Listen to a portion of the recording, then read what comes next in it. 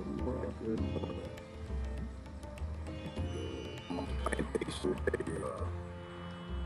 morning, Mandy, and Heaven. Heaven is announced. Heaven. Sister Olga, Brother Zach, David, Julia, good morning. Diane. We might talk a little bit today, have some time.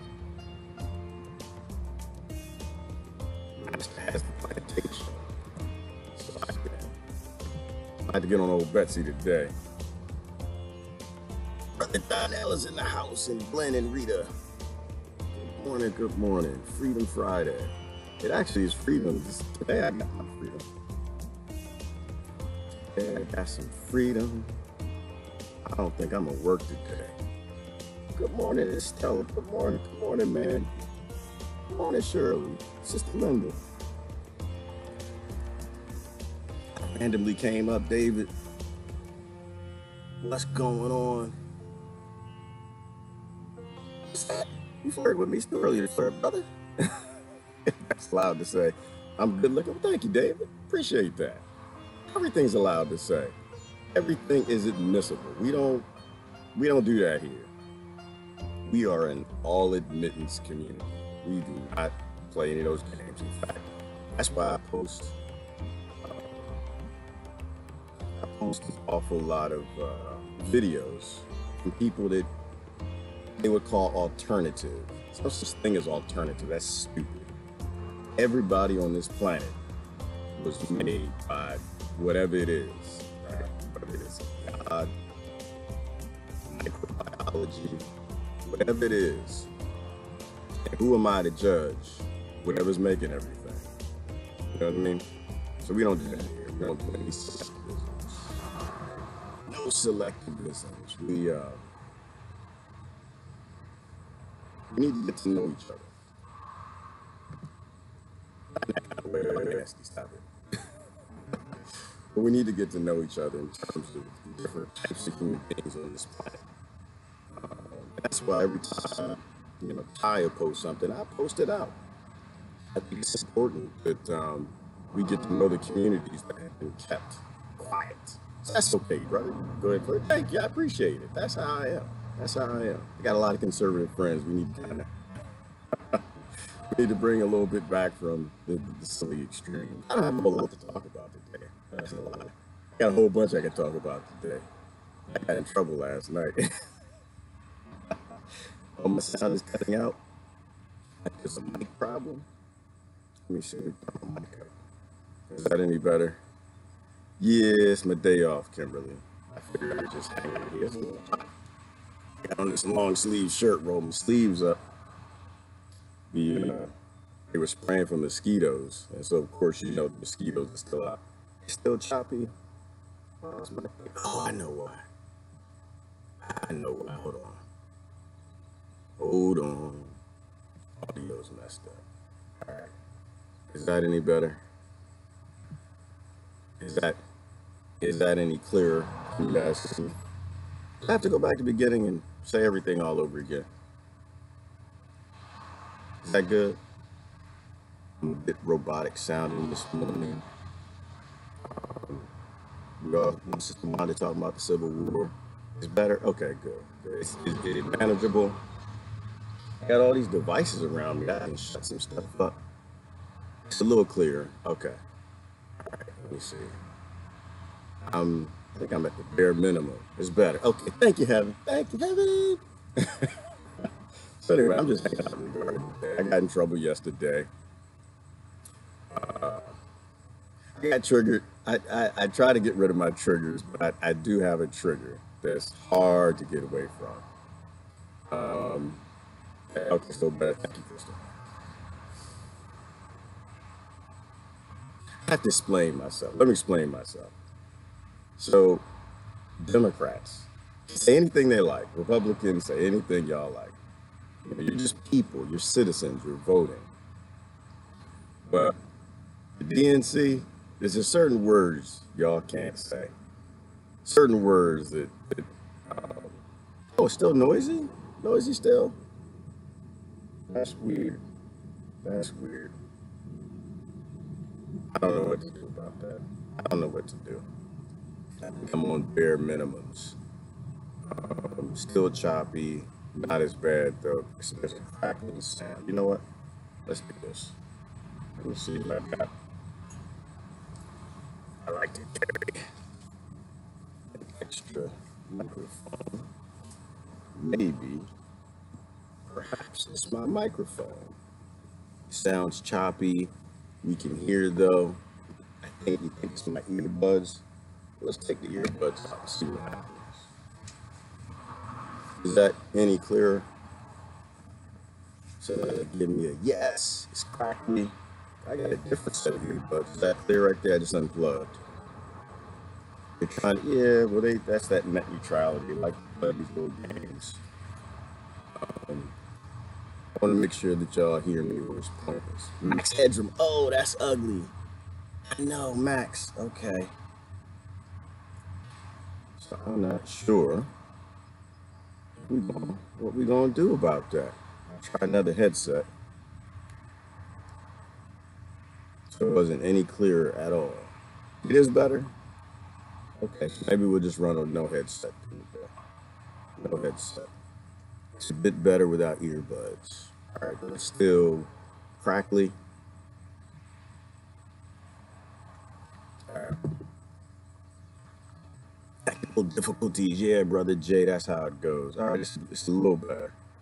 All right, try one more headset, and if not, we'll just have to make do. All right, let's do this one. It is net neutrality, but that's what happens when you got two political parties that control everything. All right, much better. A bit. That's why you can't have two political parties that control everything. That's one political party that won't tell you it's two. Okay, sounded good now. All right, cool. All right, so all right, that's one of my triggers. I have to admit, y'all send me videos, and it's somebody in the DNC spouting racism. Like, we talked about it before. Is Trump racist? I don't know. And I honestly, I don't care. I do not care.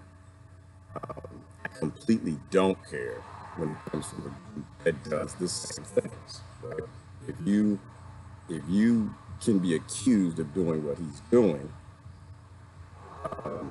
then don't let certain words come out your mouth. So I think we need a mouth list. Kind of have a trigger mouth list. Like the DNC, when they're out and the GOP's in, and when the GOP is out and the DNC is in, you can't talk about war. I don't want to hear anything about the drones. I don't want to hear anything about separating and hurting children and what's best for children. I don't want to hear anything about racism. I don't want to hear anything about poverty and starvation. I don't want to hear anything about any of that. None of those things, because both of those parties are completely locked into not providing the things that people need. They're both locked into doing whatever the banks want. They're both locked into taking rights away. This is why it's Freedom Friday, because it's fun. We ain't free. There's nothing free here. Trump and Theresa Trump and Theresa May are on TV propaganda. Yeah, Kimberly, and that's why I don't watch it. I don't watch it. I just take in just enough. Taking just enough, because every now and then they'll slip up and say something true. Like, here's an example. I was peeking around this morning, and who is it? The Croatian government. Let me show you this. It's the Croatian government. I guess they met with somebody. I don't know who they were meeting with. They met with, I don't know. I can't even speak the language. Anybody speak Croatian? What's Croatian? What y'all speaking Croatian? I speak Croatian. Look at this. In a meeting. You see what they're wearing? Look at this. They got their jerseys on. Croatian government. They all got their jerseys on. Why do they have their jerseys on? Why are they meeting and they don't have business suits on? Because it's the same thing. They're not even hiding it from you. Like, they want to join that world stage and get their citizens locked into this tribalism, wearing their jersey, and this is my team no matter what. And that's the whole. That's why I don't watch all of this. What is it, World Cup, NFL, NBA, NHL, NASCAR, all of that nonsense. I don't watch none of it. It's a waste of my time. We got bigger fish to fry, and I love that stuff. I played football. I love that stuff. Don't get me wrong. And NBA, it's a tribalism thing, and I'm not interested. Like, if on the rare occasion somebody invites me somewhere, I go to watch football or something, Super Bowl, which is like once every 5 or 6 years. They don't like to invite me places. Not if they're political parties in power. They don't want me there. But the rare times I watch it, I'm not cheering for a team. I don't care nothing about the teams. I'm just like, I'm looking for plays. Like, when I see an outstanding play, I'm like, dang, that was good. That was a way to tackle him. There you go. He split, went through the hole, ran up, scored a touchdown. That was good. I don't care what team they're on. So with the rare times I watch, it's for entertainment. And to me, that's just like politics. Right? It's just like politics. Why don't we have any freedom? Because politics exists. Politics exist, and they divide everything right down the middle. And if they can keep everybody fighting on the stupid sides, even when they do a bad play, and y'all cheering, when you see them do a bad play, they're just cheering. Oh yeah, kind of how we were talking about with NATO. They were the I guess the right, you call them. They were against NATO, and now Trump beat up the Germans, and now they're for NATO. And I'm just like, y'all don't make any damn sense. That the left, they're like against slavery, then they kill Gaddafi and start new slavery. And it's just like, how about, instead of cheering for the team, pick a new team. Instead of cheering your team on either side, look at the plays being run. And when the play is something good, damn, that was good. Like, it's not bad. Who's that? Kimberly talking about soccer? Like, it's not bad when that guy scored the goal. It was an outstanding play. He may not be on your team, but it was an outstanding play. Why wouldn't you cheer? Like, good job. This guy might be excelling. This woman might be excelling. She might be attaining new highs, new levels. Why can't we cheer for her success? Oh, I can't cheer. I can't do that because it's not my team. That's stupid. That's dumb. It's like, I was listening to somebody the other day, because I don't have a life. I listen to lectures all day while I'm playing around in the garden doing some other things. And I know I'm gonna mess the quote up, but he said something to the effect of, when you're competing against someone, you're always trying to score a victory against yourself, not the other person. Like, the real victory isn't who wins the competition. The competition is stupid. The competition, that's usually Coliseum type stuff, ego stuff. The question is not if you beat who that team or that person was today, but if you beat who you were yesterday. That's the real victory. Right? And so even from outside of a personal perspective, going with that analogy of victory, I guess what people would call politics, to me, it's all human rights. I don't get and play the sides, because that's what politics is. They divide you up, and they keep you cheering something that you shouldn't be cheering. You cheering something that is against evolution. It's against your culture. It's against the things that we should be doing. Are we better? Are we getting better? That's the real question. Like, even if you view yourself as like a nationalistic thing, don't cheer it from a party perspective. Don't cheer it from your group, your race, or whatever. Cheer it from a human perspective. Somebody said a minute ago, cheer humanity, right? Cheer it from that perspective. Don't worry about who it is in office. Don't worry about who it is who's kicking the ball. Was it phenomenal? Was it basketball? Did he block? Was it an amazing block, right? Was it an amazing shot? Yes, it was, or yes, it wasn't. Are we getting better? Are we taking care of people more? Like we were talking about yesterday. I don't believe in this whole capitalism, socialism, communism, because to me, all I see is the same thing. I don't see anything. I don't see anything different. I see the same people who control everything rolling out a different program, and they still control everything. Now it looks a little different. Less people die in certain systems, like capitalism will let you die on the vine, which is what's happening in America right now, because it's not real capitalism. Because you'll never have real capitalism. It'll be crony capitalism. Socialism, it'll be crony socialism. You add that communism, it'll be crony communism. That's why none of those systems ever work. They always, we don't cheer them moving forward. We're not cheering the plays. We're not cheering the players becoming better humans than they were yesterday. We cheer whether or not our side did it. So, like we were talking on a thread, they killed Gaddafi. Like, yeah, we killed Gaddafi. We got him. You know, and I was trying to explain.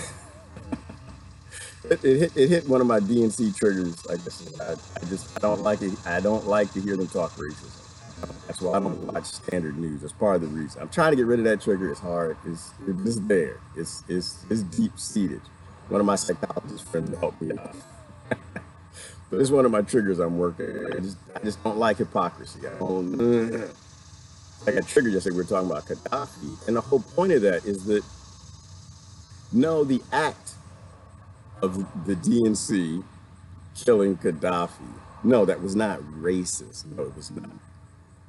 It was an act that it's like pouring kerosene on racist fires around the world that were going out. Why? Because it created mass immigration. It created more slavery. It created all throughout Africa more people migrate, even the ones who don't leave, you know, and up in northern Africa. It created a lot of problems that shouldn't be there. And while they did it for money, they didn't do it because the DNC is racist. The DNC is racist. Neither is the GOP. To be honest with you, neither is Donald Trump. These people only care about money. That's it. That's it. It's the bottom line is money. Racism is just a tool. It's a destabilization and divisive tool. Right? How does a democracy make money? How do they gain more power? They do it by dividing people up and stealing what they have, whether that's rights or that's money. And that's always every party, all the time, every regime. They're not administrations, they're regimes, every single time. And so racism is just a tool of that. But that single act alone of killing Gaddafi, it achieved far more than what any racist organization would ever want to achieve. Like I look at the racist organizations, they have a model that's based on racism. None of them have achieved as much as the DNC or the GOP, and that's why, like I said, just Democrats they can talk racism all they want. You know, we said we'll have discussions. Is Donald Trump racist? You know, go back and forth. I don't think so. I personally don't think so. I think he is the guy. He is a little better than the guy his father tried to raise. That's what I think. But he's still a greedy billionaire. That's just what it is. It is what it is. But the Democrats can talk about it. The Republicans can talk about it. The leadership. Oh, I'm getting pop-ups. I don't want to get what's that? The U.S. is tougher on Russia than anybody. Uh-oh. I don't believe that. That's fake news.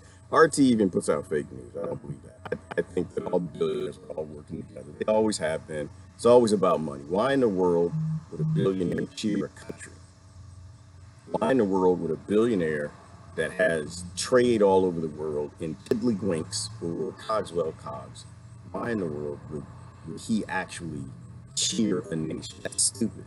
He's there to make money. He's a psychopath. He makes as much money as he can, and he's going to make as much money as he can. And he's not going to let nationalism get in the way with him. He'll play you on your nationalism. He'll play you on your religion. He'll play you on your things. He'll play you on your race. You'll cheer because you'll think that, you know, he's for those things, and they never are, or she. Let me see. I think all the sports are stupid. It's a distraction and divide. Yeah, it is. It is. It's a complete distraction and divide. But it's effective, Patty. It's effective. It works. There's something, I can't explain, but there's something psychological. One of the psychological people, psychologists here, where's the Sister Nancy? She's around. Can kind of explain it, but there's something psychological that happens to you when you build up this mindset of being in a tribe. Right? I've been in this conversation probably 100 times in the last 3 weeks about not raising kids through the label. Right? When they're born, not giving them the label, you're black, you're white, you're Christian, you're Muslim, you're American, you're this. Those things are extremely destructive. Extremely destructive. Because what you do, like to me, it's the first act of the colonizer. Like a baby is born into this world, a colonized world. And we have two options. We can let it become something and let it, I said it, I'll get in trouble for that one, and let her or him become something, or we let this colonized world give them where their stance should be. And the way I see it is that when a kid is born, parents all too often they give it that label, right? They give it the jersey. Here's your jersey. You're this. And then the billionaires that control all of this human farming crap, based on that, they tell those people that label where they're supposed to be, where their barcoding is supposed to go, what gates, what fences, what programs to support, what political parties to be in, what's good and bad for them. And so I think the first introduction, the first interface a baby has with slavery is its parents. And there's nothing I regret more. What's up, brother UG? There's nothing I regret more. There's nothing I regret more. Good morning, Ivana. Than my kids being born and having said some of the things that I did, giving them some of the labels that I did. But somewhere when they were young, I did try to correct it. Somewhere when they were young, I tried to flip the role, and make them critical thinkers. My kids are phenomenal. Love these little guys. These little guys are real smart. When things happen, they got a lot of questions. They don't jump and run with the crowd. They ask a lot, which actually gets them in a lot of trouble. It gets them in a lot of trouble at school, but their teachers love them. They're good kids, but they question things. And that's important. I don't know who Strokes is. Strokes is a divider. I just looked them all. Billionaires don't limit themselves to nationalism. That's a distraction for us. Exactly, Sharon. Hey, thank you. Thank you. I mean, that's exactly what happens. And we have to, and maybe you can help us. Maybe you've got some good stuff that I can read, good stuff that we can read. I know that you're in that industry, psychology, and help us to understand how do we think outside of that box? Because we've already been given these boxes. We've already been, we were born in these places. We have these labels. What do we do to get outside of that? Like one thing I try to do when the news comes out, I always step back. First of all, I don't react. I don't react unless it's the DNC calling somebody racist. I react. But I try to step back and think about what are they not trying to tell me? Right? What am I missing? Like why or why do they want me talking about this? Right? Like the whole separation of kids at the border, because people are still yelling to speak about that. Why do they want me being mad at this guy for this? Have they done it too? And sometimes it clicks when it comes to ICE. Why is get rid of ICE? Like I guess there's a big movement now to ban ICE and get rid of ICE. I don't know why people like ICE. I like dry ice. Dry ice is good, but not yellow ice. And I just think that, well, wait a minute. Why do they want me to get rid of ICE? Is it because they want to get rid of ICE because they got something else planned? They want me to focus on ICE because they don't want me to focus on all the other agencies that are all pretty much doing the same things. So I don't know. That's what I try to do. I can breathe better now. The logic, always thankful. Okay, well, thank you, Sister Carrie. It's a community thing. It's a community thing. It's a community thing of keeping people honest, Carrie. It's a community thing of when you have friends, I think, who are free to talk, they'll tell you when you're wrong. They'll give you a link. They'll share their experiences. But I don't know. I think there's something today about these little cyber devices, these smartphones and things, because people don't talk as much. I don't think they feel okay to talk to each other, and so they don't talk. And if someone feels like they can't talk to you, or they feel like you're going to attack them when they say something, then they're not going to say anything to you. And so I think we all get smarter through each other. And I think if you're decent to somebody, then I get cramp YouTube. I'm sorry, y'all. I think if you're decent to people and they feel like that they can have a conversation with you, then they'll tell you. And that's what's most important. Okay, there we go. I got my YouTube. Oh man, I got YouTube. I'm sorry. I get excited with this technology sometimes. This stuff is crazy. I have to take it off the Wi-Fi. Apparently, we travel this plane. This might be a minute for a video this morning. I just want to read what y'all are saying.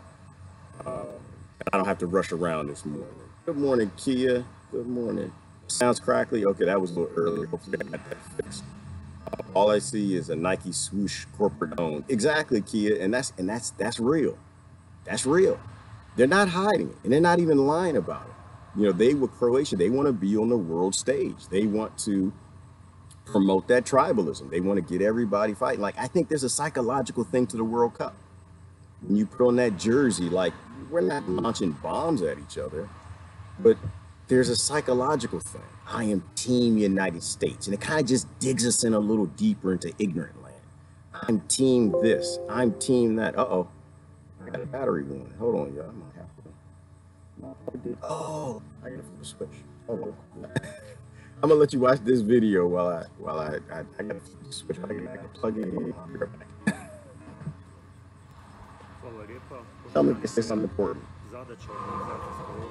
Kompetitivni znanstveni. Integriranog zemljišnog sustava. I don't think that was important. There we go. All right, I had to plug in. Sorry, I just pulled it. Yeah, Ty's a good streamer. She can walk. He can walk away and grab things and get things to drink, and turn on the batteries and stuff. Whatever. I can't do that. Okay, I'm afraid if I do that, people start dropping off. Anyway, what video control, huh? Well, no, this was a video. This is Croatia, brother UG. This was some big meeting they had, and they all wore their jerseys. And it's just, to me, I think it's this continuation of a psychological whatever it is to get people to jump into the tribe and support that. And that's why I don't have any jerseys. I actually don't buy my kids any jerseys. I'm completely against this tribal thing. In fact, you know, I don't watch it. I don't even watch it. I think the mom does. She's from New York, though. They like that. they like their who's the New York Giants. They like that. Their stepfather. They know Dad doesn't have nothing to do with that. Dad wants that. That is hilarious. I'm sorry, I had to stop. Brenda said snappy dresser. Brenda, oh, Ellen said that too. No, I don't know me. I am a. This is one of my good shirts. I had like 2, 3, maybe. No, not a snappy dresser at all. In fact, I got this shirt on because it's a long sleeve, and there are mosquitoes out here. They're spraying for mosquitoes. So there are more mosquitoes, and they're more dangerous than what the mosquitoes normally are. So I got this shirt, so I don't get bit up. Let me see. I think that's what you will say also. All right, hold on. I'm gonna have to switch my screen because I can't see it. The daggone jersey is orange. Why in the world would they pick an orange jersey? That's stupid. Why you pick orange is ugly? Doesn't everybody agree like orange is that's not a good color? You're not supposed to use orange. You pick another color. That's just too bright. Let's screen. Personally, I'm tired of all the propaganda, especially considering how effective it is. We've been trained to be ignorant as AF. Yes, brother UG. Yes, exactly. And I think that's a good thing though. That's a good thing though. It is a good thing that people are getting sick of it. It's a good thing that it's becoming obvious. It's a good thing that it's so obvious. It's almost humorous now. Yeah, everyone laughs about it. They actually laugh about this nonsense now because it actually is so obvious how ridiculous all the sides have become in this. And I think if it keeps going that direction, it means that we'll actually get the numbers we need to bring about a modification in this system. And that's what we need. That's what I'm saying. We need a paradigm shift. We need a new deal for the planet, for America. We need a new deal for the planet. Let me share this out on my page. There is no future in this. There's no future in wearing jerseys anymore. There's no future in not cheering progression. You know, somebody might say, "Oh, that's progressive talk." You're supposed to be progressive, dummy. Listen, You're supposed to be a conservative progressive, right? Because the terms mean nothing. It's stupid. Again, it's just like teams. They get you on a team, so you'll cheer the ignorance on your team. You're supposed to be progressive with certain things and conservative with some things. Like, I'm progressive when it comes to poverty. I don't think you should ever let anybody die from a lack of food. I think that is the most evil thing that you can do to a human being or an animal. Dying of starvation. That's dumb. I am very progressive when it comes to not letting people die. Conservative. I'm very conservative on vaccines. I'm very conservative on I think that was what are those, the airplanes that spray the pesticides? One just flew over a minute ago. I'll probably be dead in 15 minutes. I'm very conservative on that. That's stupid technology. It's not tested. We shouldn't be using it. So you shouldn't be a progressive or conservative. You should just be a common sensitive or something. You should just have common sense. Watch the game, cheer the good plays, boo the bad plays. When Trump says tariff, say yay. When Trump says we're gonna separate the parents from the kids, say boo. But then always ask why. Right? Because I was listening to I think someone posted the other day, and I was listening to one of the Border Patrol guys. What he was talking about is that the cartels and people getting in the country, what they're doing is they abduct children in Mexico, in to South America to get over the American border, and that they've noticed that trend. And so by them separating and then ooh, play on words, by them separating, it's not parent, maybe it's not, we don't use that word because we don't know what the percentages are. But by separating the adult who comes aboard with the child, as far as we know, that could be for sex slavery, that could be for anything. So there's a problem there. And the problem isn't you keep the adult with that child together and you don't separate one, put one here and put the other in a state because they wrote foster care laws that allow billions of dollars to be made by separating children from their actual parents in America. There's another solution that's needed. That's why I don't ever see any good ideas in extremity. I don't ever see any good ideas on either side. They always get bad ideas. That's why it's called politics. Every idea is a bad idea. Every idea they come up with. That's how I know. That's how I know. I look at the ideas. Where did the idea come from? Did it come from a political party? Did it come from somebody with a jersey? It's probably a bad idea.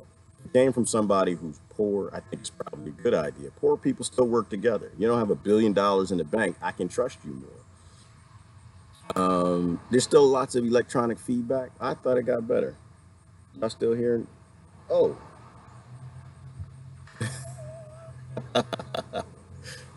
I'm sorry. I figured out why. Let me show you why. I got the wrong headset on. I'm sorry. Don't ever. This is why you gotta laugh at yourself. Don't ever get old. You get old, man. It sucks. You have to laugh. Like sometimes, what I do, I'll put the milk in the cabinet and I'll put the cereal in the refrigerator. I remember one time I was on my cell phone and I was late for a meeting and I was trying to run out the house and I was like, man, I can't find my phone. Hold on, I know I'm late. I just gotta find my phone. I can't find my phone, and I'm holding my phone. It's right here on my ear. It happens. It happens. Hopefully that's better. Good morning, brother Kevin. Good morning. He says hello from YouTube. Y'all remember Kevin Howard. He used to switch from Facebook to YouTube. Whatever platform you want to watch. I even got my Periscope up and going. I can't see it yet, but I'm going to work around it. I see social growth, which is often stressful when fundamental change is occurring. Regardless of our team, most of us know something is very wrong. Yes, Kevin. Yes, and that's an awesome thing. And I do see that too. I do. I see a lot of social growth. I see it's becoming more and more obvious that people around the world are living in worse and worse conditions. More and more wealth is funneling higher and higher to the top. And I think that is bringing about some sort of social evolution. Stressful? Hell yeah, it's going to hurt. It's going to hurt real bad. But I think that's what's changing the game. That's what's waking a lot of people up. Like in terms of, that's funny. I was listening to, what did Chris Hedges? It was a brother. I posted it was it was a breaking point with Chris Hedges. He had the brother on from yesterday. I watched another one of his speeches. And he was talking about how unemployment, right now we talk about unemployment in America is not getting better. And every time somebody says that, y'all, you got to shut them down. You got to speak the truth on that. The unemployment rate in America is not going down. It's going up, and it's always been going up. What happens is they ask the question, are you working? If you say yes, they say employed. So are you working? You say no, they say unemployed. And they ask you, are you looking for a job? Are you looking to work? And you check no, or you've given up, you're not unemployed. And so they play with the numbers. And so what's happening is the unemployment rate is at a level that nobody knows because they've chosen to open-face lie to you, so you don't really know how bad it is. And I think what's happening is people are taking care of each other, which I think is a phenomenal thing.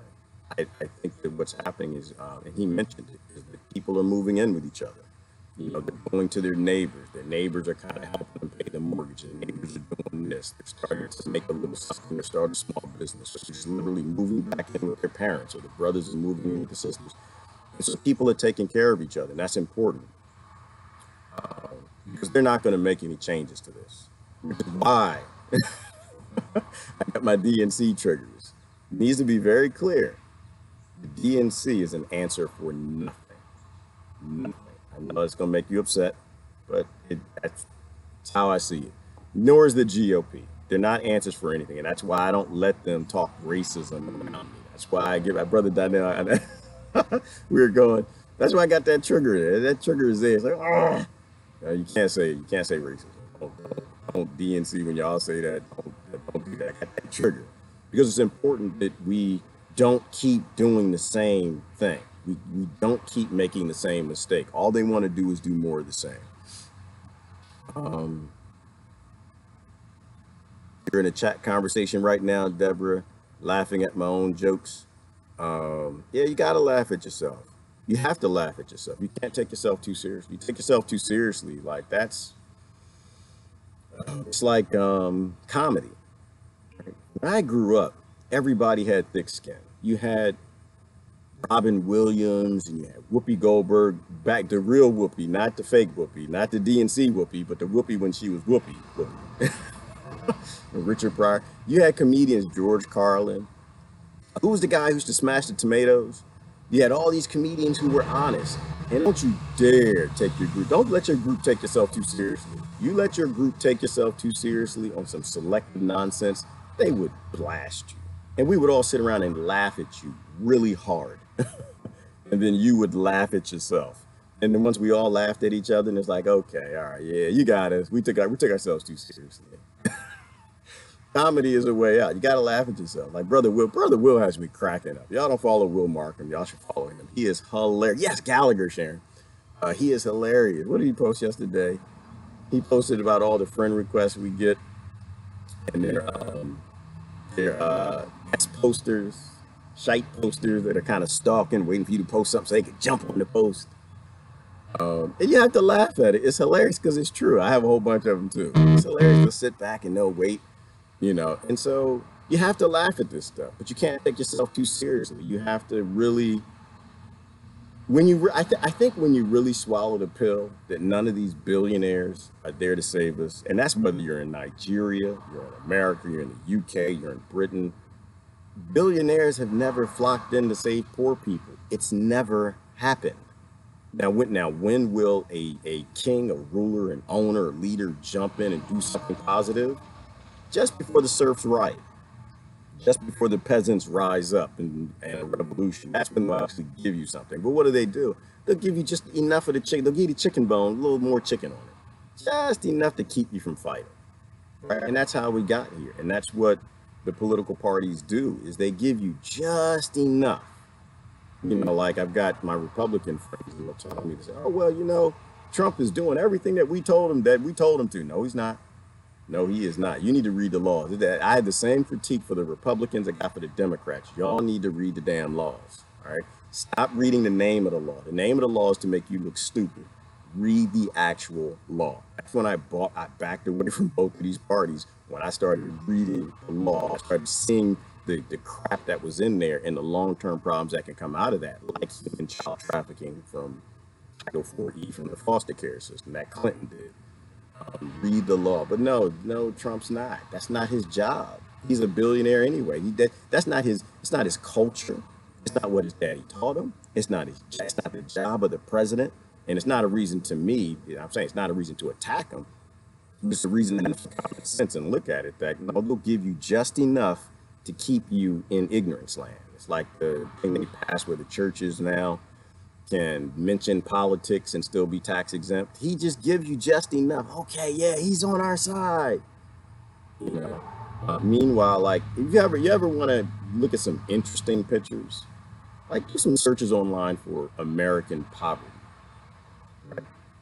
and you go look at some of those pictures, and you look at how bad some people. Like, there's actually some good documentaries that are coming out that are talking about American poverty, and you literally have people who are starving on the streets of America while we send, was it 10 million a day, 12 million a day to Israel?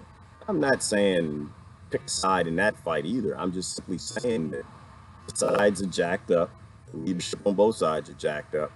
But outside of the politics of that, if people are dying in your own country because they don't have food, little kids, and you can, if you still believe in races, you can picture whatever little race you want to picture, little white kid, little black kid, whatever, little Hispanic kid, an Asian kid, Samoan kid. Shout out to Tiny. You can picture those kids dying of starvation and their parents working multiple jobs or living homeless on the street. And your ruler, your president, your Congress, your Senate are actually sending money away to a foreign government so they can build settlements and pools and buy weapons. Your government is sending money to African countries and other places to destabilize them. How is that not the act of a traitor? How is that not? I won't go down, Sister Lonnie calls him Trader Trump. I won't go down that. I stopped and I looked at the purpose of the federal government. And that purpose is not for us. It's not. It's not for us. It has nothing to do with us. It has everything to do with billionaires and what they're doing in our world, which is, my friends in international countries, it's just about buying your governments, bribing your governments, and getting your brothers and sisters to go fight with our brothers and sisters in a war, usually fighting the poorest people in the world. The poorest people who live on the most minerals, the most resources, who can't defend themselves. And imagine that. I mean, just think about that. Like, where have we come? How did we get to this area where it's a good idea to beat up the handicapped kid and steal his lunch money? How is that a good idea ever? It's not. It's not our culture and it's not us. Puppets are not traitors. Exactly, Brother Gown. Thank you, Vermont. I didn't know y'all wanted Hillary Clinton. Hillary Clinton won your state. I didn't know that. I'm sorry, I had to say that. I was watching something this morning. It was like Hillary Clinton won Vermont. I didn't know that. Okay, I didn't know. Anyway, I still like y'all state. Y'all are a little freer than we are. No, puppets aren't traitors because puppets don't make their own choices. So I'm not on the attack Trump train. I'm not. I've been in the past, but I'm not on the attack them because it's useless. They did that for the last 8 years attacking Obama. Now, while it was pretty funny, after he started murdering people with drones, I was laughing. It was pretty funny, the monkey pictures and everything. I'm fine with that. I thought that was hilarious. But when you show that you're inhuman, my filters come off in terms of like treating you with too much respect. But attacking Obama didn't solve anything. It got us Trump. Right? Trump does the same thing, and the other dumb side, the other special side, attacks Trump. And we go along with that, and we cheer that, and we share that, and we like that, and we keep the Trump hate viral, Trump phobia, then nothing will change. How does that make any sense to anybody? don't we want to stop things? You know, brother talking about Palestine. Yeah, I won't go down the avenue.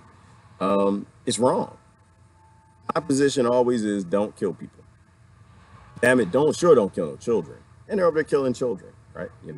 They've got two states. There's a two-state solution. It's very simple. You stay on your border, we stay on ours. That's not what's happening.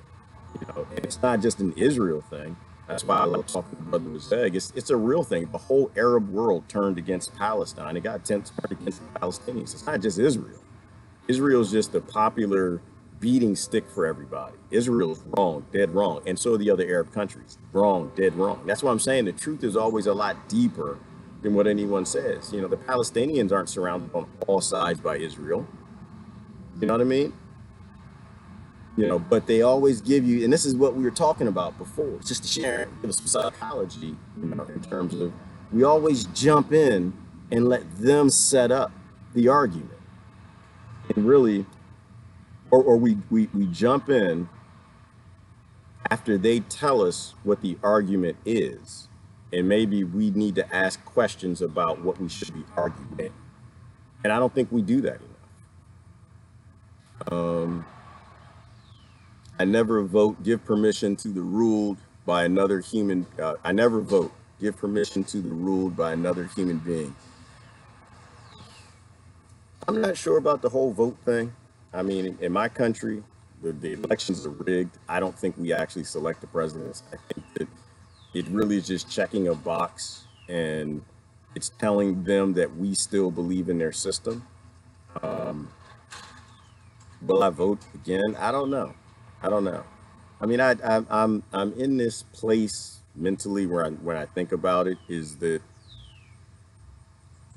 we first got to figure out if we want to act like we're human beings.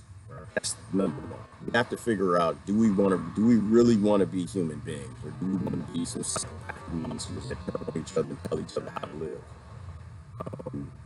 That's the first step. And after that, we do have to change the system that we have. There's no question about that. And how do you change that system? And as far as I understand, there are only two ways. I could be totally wrong. But it's either supporting people, and maybe the voting is the wrong word. It's supporting people who are actually human too, who believe in not telling other people what to do, how to do it, when to do it, why to do it, what they can grow, when they can't grow it, why they can grow it.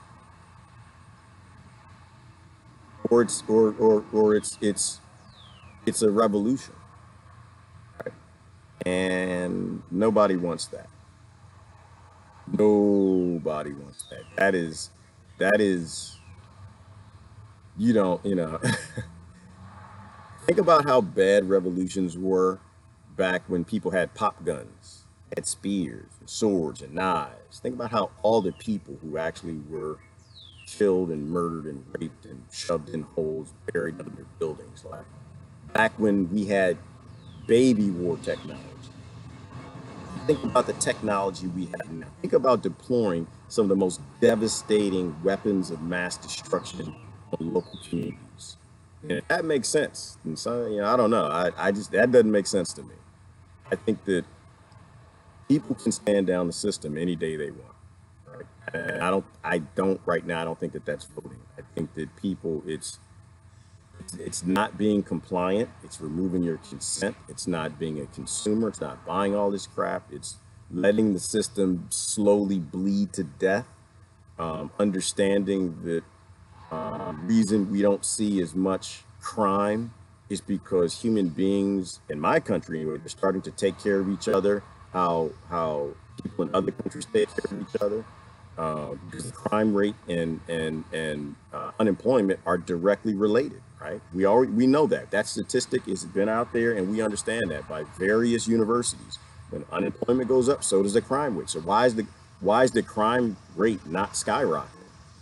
It's because people are actually taking care of each other. They're looking out for each other, and we have this massive police state. You're not really getting away with a whole lot. But good thing the brother said the other day, which made a lot of sense too. He said the opium crisis, the opioid crisis. So that didn't just come out of the woodworks, right? Why do you have an opioid crisis? Because you have such unemployment, and people will either, when you have unemployment, they'll either do nothing and they'll live with someone, or they'll go do, I can't say the way he said it, or they'll go do something that the government can't see, right? A way of making money, and that's crime. So they'll do, and so you think about all the heroin that, and the opioid crisis that's being sold right now, and meth. People are in pain. People are depressed. People are addicted to the opioids that the pharmaceutical industry is selling, and people can't grow cannabis. And that's why I am a hemp cannabis person. I am a stop all the war on nature person. If you are dumping chemicals, if you're telling people they can't grow plants, to me, you can go to hell. If there isn't a hell, we need to invent one and put you in it. Poor people need the ability to feed themselves. They will always survive. They'll always survive. You can call it crime if you want to, but nobody's going to sit there and watch their child starve. They're going to go out and do what they have to do. And if they get caught, that's why they have guns. And that's why the police have guns. And do you see how all of that just builds on top of it? All of it just builds up like we're constantly writing new laws and band-aiding, trying to keep a sick system at its base functioning, and it can't function. Brother UG was just saying up there, it's about freedom and self-determination. When you leave people alone, they're peaceful. When they have food, land, they can take care of themselves, raise their family, got the kids playing in the yard. Those people don't want to fight. Those people don't do crimes. Somehow someone convinced the majority of the population that these drug things exist, and they don't exist. It's a fantasy. It's a fantasy. We've always self-medicated. We've always taken care of ourselves. If our soldier goes off to war and they see things they shouldn't see, they have to kill 13-year-old kids and blow up buildings, and they see body parts everywhere, and they see the remnants of what the number one spoils of war, which is rape. I had a brother telling me about that who was in World War II. He was telling about every town they went into after they were chasing the Germans. It was obvious that they were raping and just killing immensely, that they would run into towns, and of course you would find the men shot, and you would just see, you know, the women in the buildings with no clothes on. It was obvious what had happened. We know we can make all this stuff go away. What is wrong with us? Hey, Willow's in the house. Good to see you, Willow. And that's another thing. So this is another side of it. It's spirituality. Like we were talking about spirituality the other day. You have to get in tap with your sentience. Right? You have to get in tap with your sentience. You have to get in tap with being connected to the world. You really need to think about spirituality if you're someone who you think we're just a pile of meat and we die. That's a really rough concept. I guess it's hard for me to swallow that concept that we're just meat and we're here to collect resources and energy like everything else on the planet. And after we collect as much as we can, we die. And that's the end of it. To me, if that is like real and that is actually what's going on, we're just neurons and microbiology stitching all this stuff together, and we're no different than a lion. And all the war makes sense. Murdering each other all the time makes perfectly good sense because there's no meaning to any of this. But if Edgar Casey's and the Nikola Teslas and the Jesuses and the Buddhas and Einsteins and all of these ancient things that came here and said that this ain't it. There's a lot more that you don't understand that are intact with these things. When you, I think, achieve that right sentience or that vibration or that spirituality, I think your world can open up. I think your mind can open up to accepting into your family people you don't see. Being connected as a world, as a human population all around the world, trying to save the environment, the ecosystem that we die without. Another reason I'm not on the whole Trump phobia, hate Trump thing is because he is a narcissistic billionaire. Let me ask you two questions. First of all, I don't know. I don't even know what like Trump's. People say they're a Trump supporter. I don't know what that means. They say they were an Obama supporter. Again, I don't know what that means. I guess it means that you put the jersey on, you're going to cheer them no matter what they do. I think that's a mistake. He's a narcissistic billionaire. And the question you have to ask yourself is the culture of your family or you. Are you narcissistic Are you a billionaire? And if not, it's possible that the jersey he wears isn't your team. It's possible. Um, so if he's a narcissist, how is it that you're, or a sociopath, all the big words today, and he is these things? How is it that you feel that you're hurting him by talking about him every day? How is it that you feel that your game, your big strategy, the big plan is to go and attack him every single day? Is it possible that if he's a sociopath, that's exactly what he wants? Is it possible? Could be, a little, maybe. So we have to get better at being human. We have to get better at being human. We have to respect each other's space. We have to respect each other's zones. We have to stop telling each other what to do. We got to stop cheering leaders, whether that's through your voting or your support, your liking, you're watching their news release, whatever.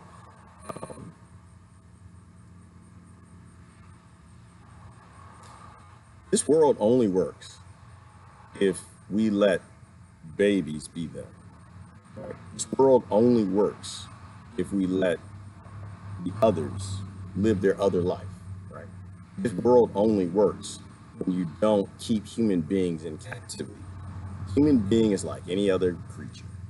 If you deny it itself, eventually it will become violent. So that's what I'm all about. I'm all about self-determination. I don't judge anybody. I have no issues judging people. I'm not trying to change anybody.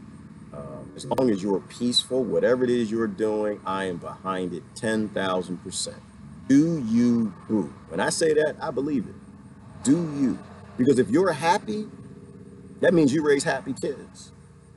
If you raise happy kids, it means my kids get to be happy because they have to grow up with your kids. They got to live in a world with your kids. But you're starving and you're poor, or you're rich and you're ignorant, you're going to raise some kids that are going to be really damaging to the future. And I don't want that. Everyone around me has a Trump derangement syndrome. It's tiring. It is tiring. It is tiring. It's crazy that we can't even look, Sharon. It's crazy we can't even look at the news without seeing that name everywhere. It's insanity.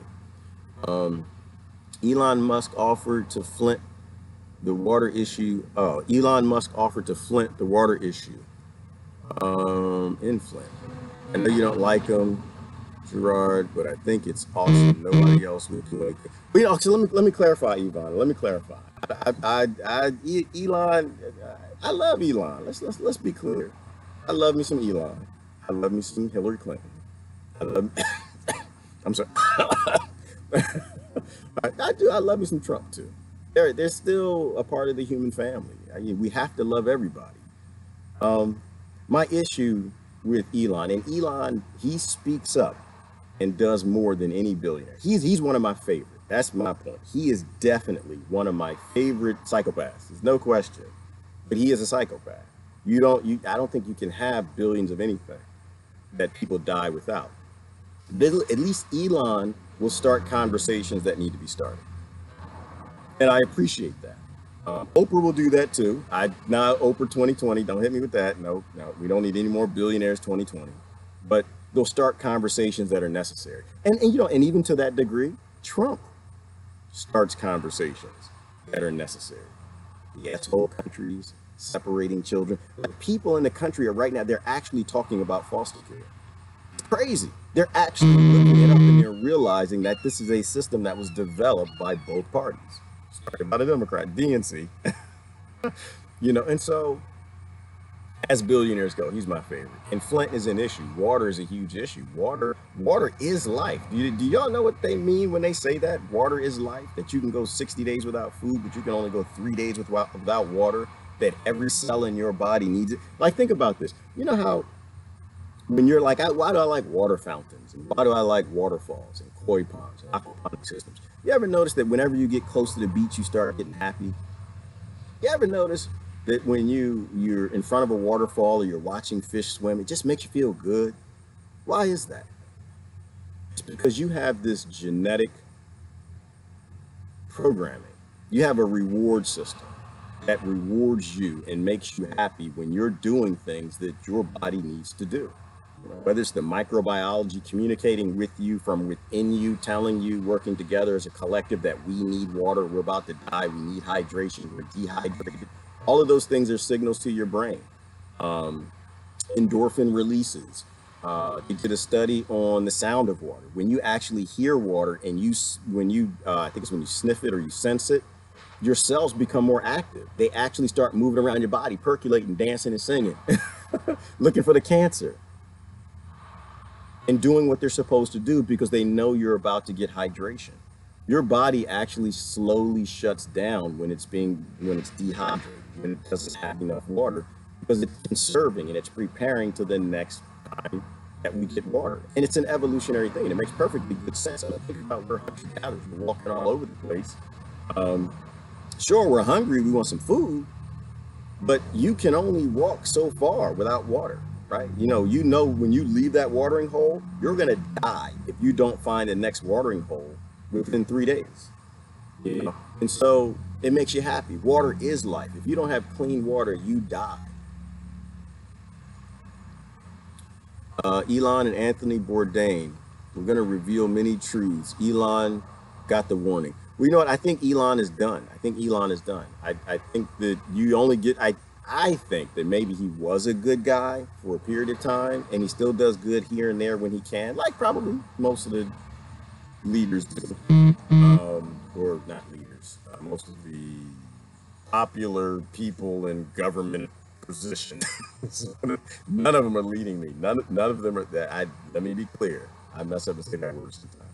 None of them are leading in any direction I think people should go.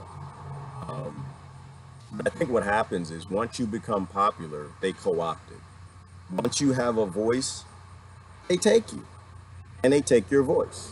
They give you options. You can go be with JFK, which is probably not far from Jimmy Hoffa, or you can convert your voice to what billionaires and people who run all of this want. My happiest place is the beach. Yes, Lynn, exactly. And the beach, and that's a good example. When you get close to the beach, it makes you feel happy. That's water. Elon was a Trump cabinet pick. Yeah, I heard about that, Ellen. I don't think it actually happened. I think he wanted him to be like the science guy, the science department head, or science minister, something like that. I heard something about that, but I don't think it actually happened. Oh, when I smell it, so happy. Yes, Brenda. And happy people are not violent people. We have to be happy people. There is nothing more you should want for your neighbors for them to be happy. That's why you need to bake them a pie, take them some tomatoes, pray for them, do good things for them. Because when your community is happy, everything around you is going to be happy. When people are angry and upset and y'all are fighting and arguing, this world becomes what it is today. Bodies of water. Bodies of water. We have negatively charged ions in the air, which our bodies needed, literally therapeutic. Absolutely. Crystal, I think we are hydrogen creatures. I think we don't actually know the benefits of hydrogen all throughout the whole body. It's just drink water. I tell everybody, make sure you drink a gallon of water a day. There's no question about it. It's key to health. It's key to getting your think about cancer like this. Your cytotoxic T cells, the ones that kill cancer, they don't have enough hydrogen and water and liquidity and water in its proper form. They basically stop looking for cancer. Basically, they stop. It's like, I'm not working today. I'm done. I ain't doing it. You're not drinking no water, man. I'm not fighting with that. I ain't dealing with that. Like all the heavy metals and things in your body, the aluminum dioxide, I ain't working today. I ain't done. No, you ain't drinking no water. I ain't working. The tumor gets bigger and bigger and bigger. A big part of dis-ease is not drinking enough water. And when you drink that, when you smell that water and sniff that water and get close to the beach, then they start getting active. Like, you know what? Maybe I go fight with this cancer a little bit. Maybe I go deal with him a little bit. I sense water. We're about to have some water, and it makes you happy. And that happy feeling gets you to drink water, and a lot of water, because all of it, whatever we are, is communicating up that we do that.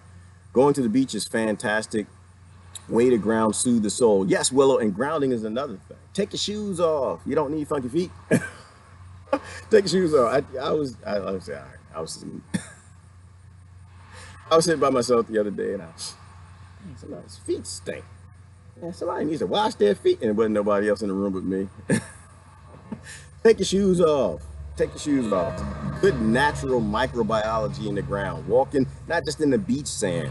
Go walk in the garden. When you go to the park, make sure it's not the dog park. Then you get a little extra nitrate. Don't want that. Don't want some nitrate between your toes. It feels good, but it's not going to make you feel good after you realize what it is. Ground, absolutely. We are part of this planet, y'all. Avatar. That's why I think with Hollywood, every now they'll bring us into some real serious truths. You know, we are a part of this planet in every way, shape, and form.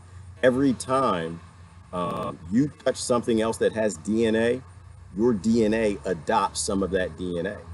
You know, and this is how things evolve. This is how fish learned how to freeze like a plant does, right? Arctic fish, where they can freeze and be reanimated. They don't die, you know, because we learn from each other. This is natural genetic engineering. That's why I'm not against genetic engineering. I'm not against GMO. I'm against putting it in people's body to make profit. That's stupid. But the science of studying how we trade DNA and what DNA gets traded and why and how it's stitched in, those things are highly important to perhaps saving the human race down the road. Is perhaps could be amazing for saving the environment and other extinct species. So I'm not against those things, but everything you touch, you trade DNA with. And so that's why grounding is so important. Why? Because microbiology is billions of years old. That stuff been here for a minute. It understands everything. It understands, it's seen all of these minerals, it's seen all the radiation, it's seen everything. It has the genetics and the DNA. It knows how to deal with these things. And when the mosquito bites you, right? And the deer, you get a little deer DNA because it bit the other deer 20 minutes ago. I don't like mosquitoes though. Yeah, and that's why grounding is so important. You ever talk to a gardener and they tell you something crazy like I tell people, it feels good when I'm in the garden. It feels good when I dig my hands in the soil. It just, you get this endorphin response. It's similar to the endorphin response you get from when I get close to water. Because now I'm trading hundreds of billions of different types of DNA code on my hands, and you know my body's learning. It's learning how to, I don't know, deal with some of the allergens in the environment, dealing with some of the toxins in the soil. There's just so much more to this life in this ecosystem than can be said, and a lot of it's theoretical. A lot of it's theoretical. I'll give you that. But that's why part of you know when I talk about health. Healthy really is doing what we've always done. Your body is evolved and highly adapted to thriving, to doing things it's always done. Your body is AI. Your body actually is a computer, and it's taking in data all day long, learning how to survive in this environment better. Hopefully it's not learning how to survive eating damn Twinkies. Don't stop eating Twinkies. Don't eat so many Twinkies. But it's adapting and it's learning and it's remembering that data, massive database. It's learning how to break things down. It actually learns how to deal with some of the pesticides and the herbicides that they spray on the food. You want that you want that AI to have more data or less data?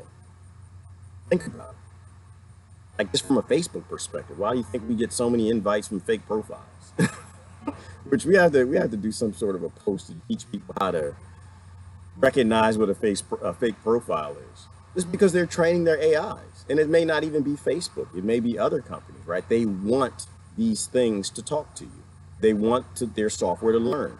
And Facebook has billions of users. And so if you roll out your AI on the Facebook platform socially, and this thing can say, hey, how you doing? What's your name? Where you from? What's going on? Oh, I'm doing okay. You know, it can train itself, and they're actually using it to train people. Train your body's AI in the soil. Train your body's AI. You gotta get bit by a few mosquitoes every now and then. Don't spray that off. You don't want to train your body how to fight off. You want your body to get more data, genetic data from all the other creatures in the environment. That's why the healthiest kids are the kids that are out there. We are antennas. We absolutely are antennas, Mary. There's no question about it. Hey, Ish, how you doing? Children in kindergarten have a will to do good. I think that's why we have to become as little children in scriptures. Love that. Yeah, we do. Ish, that's a good point. That is a very good point. Absolutely, absolutely. It's Like every now and then somebody will say something stupid to me. Say something like, human beings are violent. We're a violent species. No, we're not. No, we're not. You can go to any daycare on this planet and you'll realize we are not a violent. Now, we might be a stingy species. We are definitely energy collectors. And if you get that toddler and you got his Tonka truck, do they still make Tonka trucks? He'll fight you for it. But for the most part, when they get down, they get to playing, they're working together. Most daycares get along. That's why I think daycare teachers should actually run the planet. That's what I kind of think. But they should be instrumental in putting together the system and let the planet run the planet, let people be free. But they know how to take care of a daycare. The kids, they work together. They're building up blocks. You know, every now and then you got Tommy, he'll come in and knock down the blocks, and it's fun to hear the sound. Everyone worked on building this massive tower, but he knocks it down. But they get along and they get together because collectively we evolved to help each other. I mentioned a long time ago. The genetic evidence behind that, or the biological evidence behind that, is your reward system. You don't get reward for arguing with a Trump hater or a Trump supporter. Right? You don't feel good when you get in an argument and you fight with someone. If you actually fight with somebody and you feel good, you're a psychopath. You need to go get help. But most of us, when you fight with someone, it doesn't feel good. You might have won the argument, but you feel like crap. Dang, you know, I made somebody cry. You know, I'm a crier. I ain't gonna lie to y'all. I am a crier. I will. I can't stand to see no woman cry. That's how I get played sometimes. That's why I stick to myself. Because once they learn that, they start crying. It's like, oh, Lord. Tears start coming in my eye. How do you feel when you do something nice for somebody? Right? Like, think about Christmas time. You buy everyone gifts. Everyone feels good. The world elevates. Everybody feels good. Not American troops because they're off murdering people because Washington got every bank's money. But it makes you feel good when you give somebody something. Which is why people are happy. In my country, people actually talk in the stores at Christmas time. It's the most amazing thing. Because you have a reward system that's based in collectivism. You have a reward system that's based in giving. You have a reward system that it adopts what you feel, you know, what someone else feels. Imagine if you gave someone a gift and it wasn't Christmas time. They break down in tears. Like, just, I don't know. You give somebody $200. You know they're down on their luck. You don't know how bad. And then you miscalculate how bad they're doing. And the person breaks down in tears with thanks and thanks you and hugs you. You feel like $1 million, and that's a bad thing. You feel like, not with money. I hate money. I hate money examples. But you feel wonderful. Why is that? It's because you have a reward system that's evolved being a part of a collective and helping people. And when you make other people feel good, it makes you feel good because that's who we are. We're not a violent species that went off this planet fighting and killing and murdering each other. All of that stuff, I bet you, most of that started when scarcity went from being isolated in little pockets around the world to being worldwide. It's when we invented money. That's when it started. Mosquitoes are natural vaccines. Thank you, Kia. I love it. People get it and they understand that. That is your natural vaccination. It's the mosquitoes. It's grounding. It's getting in nature. It's bug bites. It's brushing across other creatures. That's how you're training your immune system, and you're also training white blood cells. Like, that's how you build strength up in your body. Living in your house and carrying your kids around with these little antibacterial wipes, that's gonna kill them. It's a bad idea. You want to train their AIs better to survive in the environment, not a sterile environment in a house that only exists in a house and an office or a school. That's why when they get into hospitals, they die so easily because their immune systems are so compromised and they're not clean hospitals. Ingest all chemicals. Yeah, don't do that. Don't do that, Brother DG. Don't want to do that. I mean, you can do that. That's what the Kings did. The Kings did who, they wanted to build up immunity to certain poisons. They would take small doses of the poisons and eventually they developed an immunity for it. That's the same thing, but that's a good example. That's the same exact thing, but you don't want to take a bunch of, you don't want to take a bunch of chemicals. There's a prison near me that has a huge garden. The inmates spend time gardening, and then they And then the produce is sold in an outdoor market, which is a wonderful thing, Decker. Wonderful, wonderful thing. And I've seen those programs. And I heard about a few. Um, when you give people something constructive to do, they become constructive people. Imagine that. When you let inmates grow, they become happy people. Whether it's the soil, whether it's something constructive. But when you have a government that sends billions of dollars overseas and they starve their people and they write laws to make survival illegal, then they do crime. They get sneaky. They do what they have to survive. And it's amazing that you do have people who run some of the prison systems who understand that. The prison system, it's not about crime, bro. It's just about getting people. It's just about catching people. That's all it is. It's a slavery-based system. Making their own little world with the creatures. We got to be in the world with the creatures because we are creatures. I know a guy, worked for him quite a bit. Stinky, filthy, rich. I think his grandson, something about huge pharma, down to earth guy. Okay, I totally missed it. I'm sorry, Brother Gallon. I have to go back and pull that one back. I get bit by mosquitoes and ants daily. I got West Niles last year. Oh, hey, Crystal. I'm not sure that's a good thing. I'm not sure what. Well, no, actually, it's a good thing. It is a good thing. You're still alive. What kills you doesn't make you stronger. What doesn't kill you makes you stronger, and that goes multiple times over for an immune system. Absolutely. Good example. Don't get West Nile virus. Since I'm the only one in my patch of cotton field this morning, you can listen to me. Oh, thank you. Why you go on, Lori, pick your cotton. You make sure you fill your bag up, girl. Make you fill your bag up. Master counts those at the end of the day. I have to go do some. I probably will go do some picking today. That's a slave mind.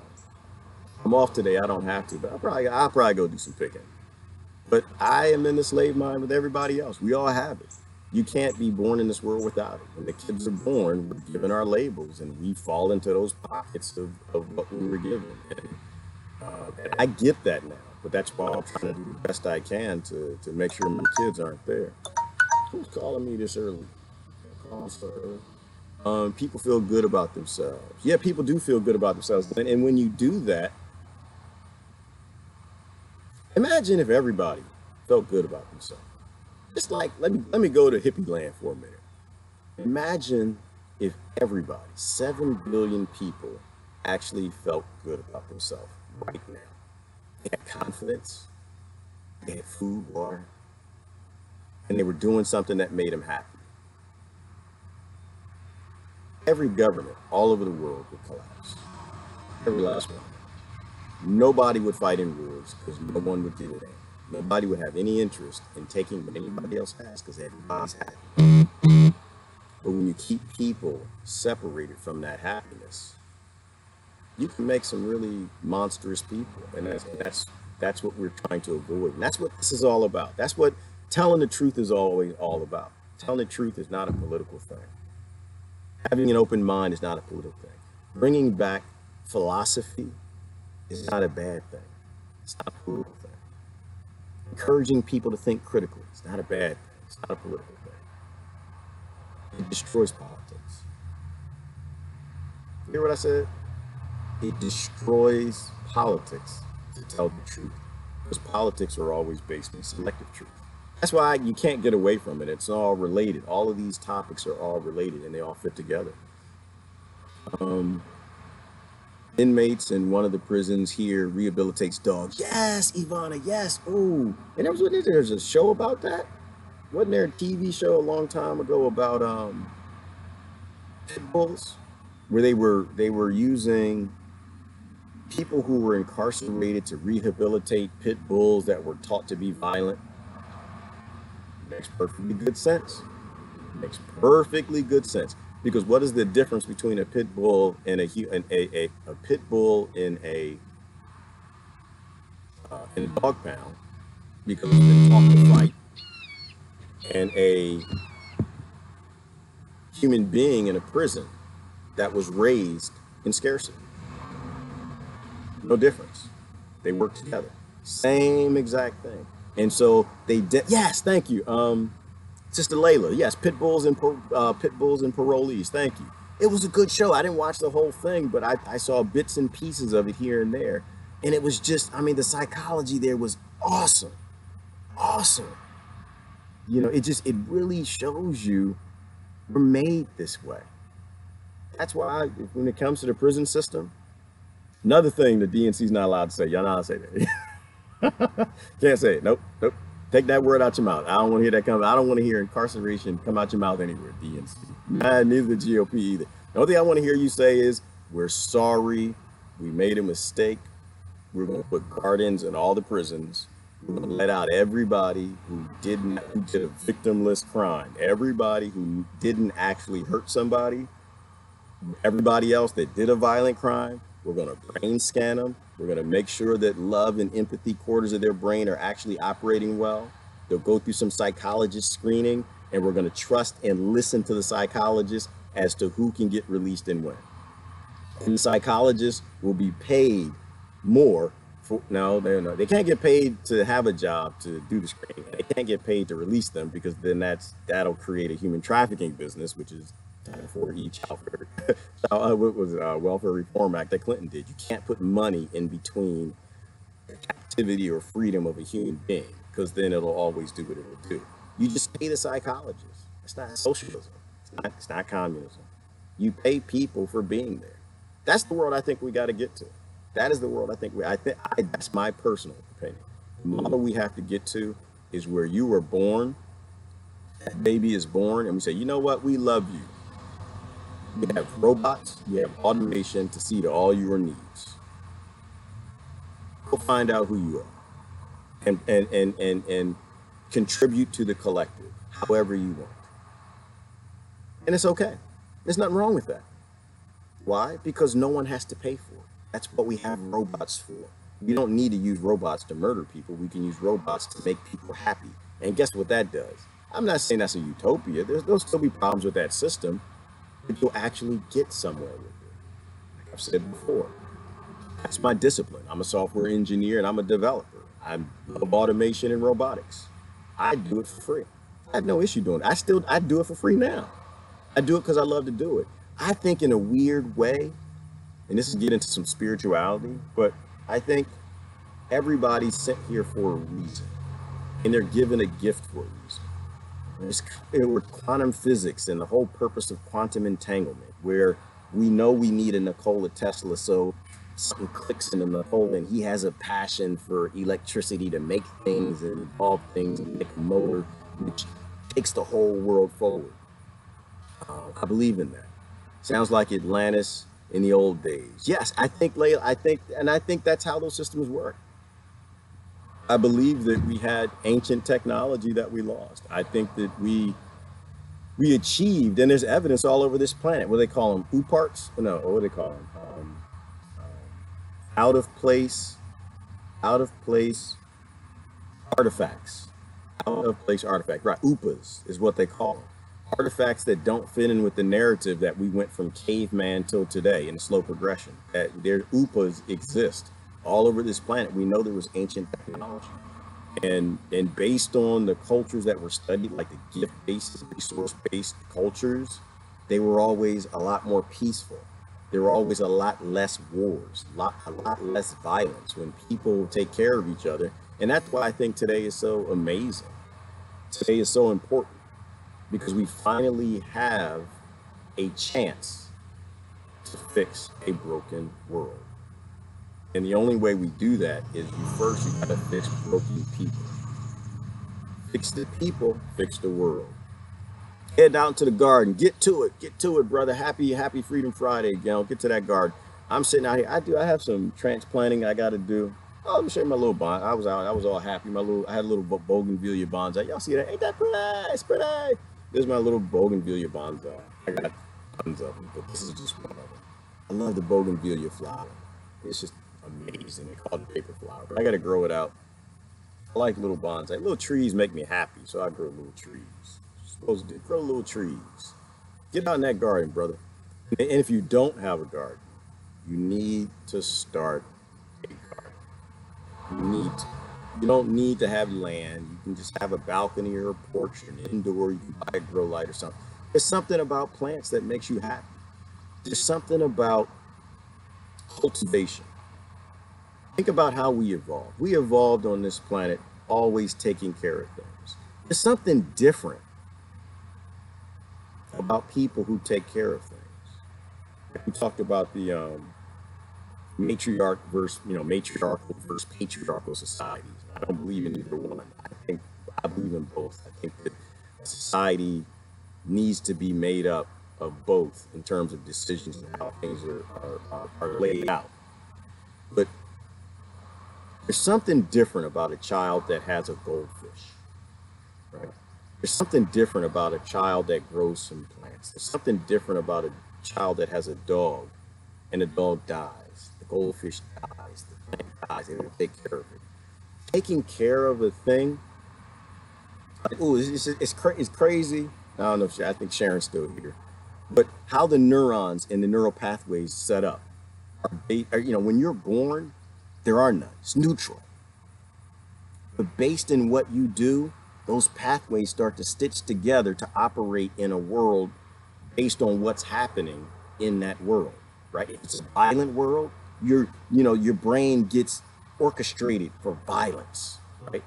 If it's a constructive world and you're doing engineering and the child is at a very young age writing software, like I was, your brain gets stitched together in that way for problem analysis and different things, right? Like your brain is a phenomenal thing,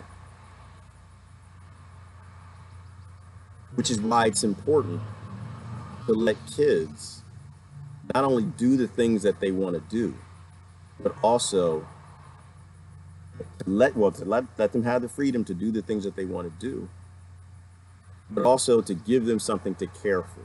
Like imagine if we have a generation of adults that not only do the things that they love to do and their brain gets stitched together for art, music, science, or engineering. They're not forced into English and math and things that they don't do, but they become this massive brain creature that has a brain highly attuned for constructing, I don't know, automated robots that take care of people, fly to the moon, cultivate gardens and things. Like you make these amazing creatures as opposed to this automaton drone clone that's good at math, science, English, that, and that.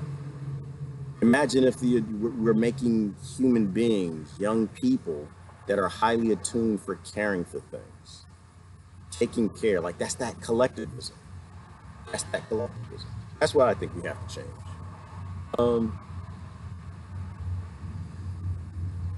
me see what else we got. Animals teach comparison. Right, exactly. And animals, because in nature we get all the best examples. A lot of the animals have been here longer than we have. Right. They learned how to work together as collectives in packs, and you can observe nature and learn a lot from it. I mean, there are even trees. There are trees and there are plants that work together as a collective. They share resources through their root systems. They've learned. Look at the ants. The ants, they know as a collective, the ants have been here longer than pretty much everybody and everything, right?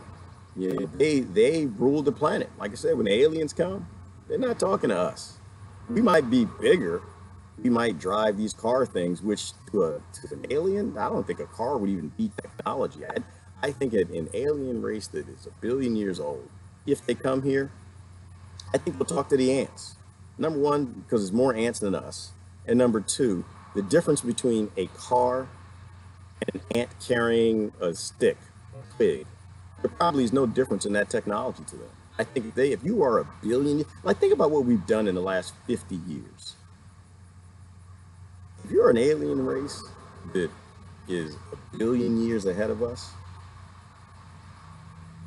I can't even imagine. Obviously, I shouldn't be able to imagine. But you would probably come back and you would talk to the ants. Because you wouldn't see any difference. You say, yeah, these big dummies are bigger and they got a different type of stick that their stick moves, drives around, but it's not many of them. But look at the creatures that evolved sustainable populations over a long period of time on this planet that ends up killing everything. There's always an asteroid on the way. Yeah, go out and spend some positive frequencies. And then there were experiments. Somebody was talking about positive thought, the positive thought experiment. Someone told me the other day, and I didn't look it up. I haven't had time yet, but they said there was an experiment in D.C. where they wanted to see if they could reduce crime by raising positive thought. I believe it was Washington D.C. And I don't know how many people came to town and they just spent time meditating, praying, and having positive thoughts. And that over a period of time that the crime rate reduced in the city by 20%, something like that, in that period of time that they were doing that. And there were, I think worldwide, there was a group that did that too. And these are things we can't ignore, people. These are things that we really, it sounds, it sounds frou-frou. It sounds out there. It does. But it's real. It's real. The placebo effect is real. Quantum entanglement is real. All these things are real. We don't understand them. A lot of people say they understand them. I don't. I don't think the scientists do. But we know these things are real. And this is why just in your family alone, in your community, you being positive, you having positive thoughts, you taking care of people, you making other people happy and other people positive, it actually changes your community and it could end up changing the world. Human beings doing human things, make them healthy. Yes, absolutely. AI won't become human no matter how much they do human things. Yes, Ish, and I agree with you. I think, I don't think it's ever possible. I have to think about that out. Is it actually possible to make an AI? You can get better and better with the code. You can get better and better at imitating humans. You can make a machine, you can make software learn and teach itself. There's always an upgrade that you have to do. I have to think that out a little bit. Being a developer, I have to think that out. I mean, you can get very close, right? You can get very, very, very, very close to making a human thinking software. It might take 100 years, might take a couple hundred years. My fear with AI isn't that they're going to make an AI human. They don't have to destroy this planet, to destroy the world, to destroy the internet, to shut down the power grid, to cause major problems like Elon talks about. Which another thing I appreciate about Elon. You don't have to make an AI that's human. In fact, odds are you're not. What they're going to make is a really dumb imitation of it. That's stupid. That's perhaps non-empathetic. And that's where the problem is. I don't know if we keep playing with AI, we're not going to make it to a time where we're going to have a human AI. We're going to make an AI that's a little retarded. And it's going to kill a lot of people and it's going to cause a lot of problems, if not in the human race. That's why Elon is like, I got to get the hell off the planet. That's why Elon, what did he started with SpaceX and he was working, no, he was working on AI. And after he'd spent enough time working with the leading minds around the world, the governments, the private corporations that are working on AI, he finally said, we need to stop. We shouldn't be doing this. This is going to end badly. And I think he and who else? He and somebody else, they got together and they tried to end or tried to get a lot of the governments working on AI to stop. They wouldn't stop. I don't think Zuckerberg, he wouldn't stop either. And let's see, Zuckerberg, not Jobs, but Bill Gates, who makes what was he making now? $68 million a week or a day. I forgot which one it is. Doesn't matter at that point. They didn't want to stop. He wanted them to stop, and they wouldn't stop. And so he started the Open AI project to get developers to go and start working together, because he said that you're going to release something that's going to cause a lot of damage. We're not fast enough thinking to fight that damage that's being done. So we need to have open source developers working on AI to fix real time whatever your stupid AI is breaking. So he started the Open AI project. I think it's openai.org.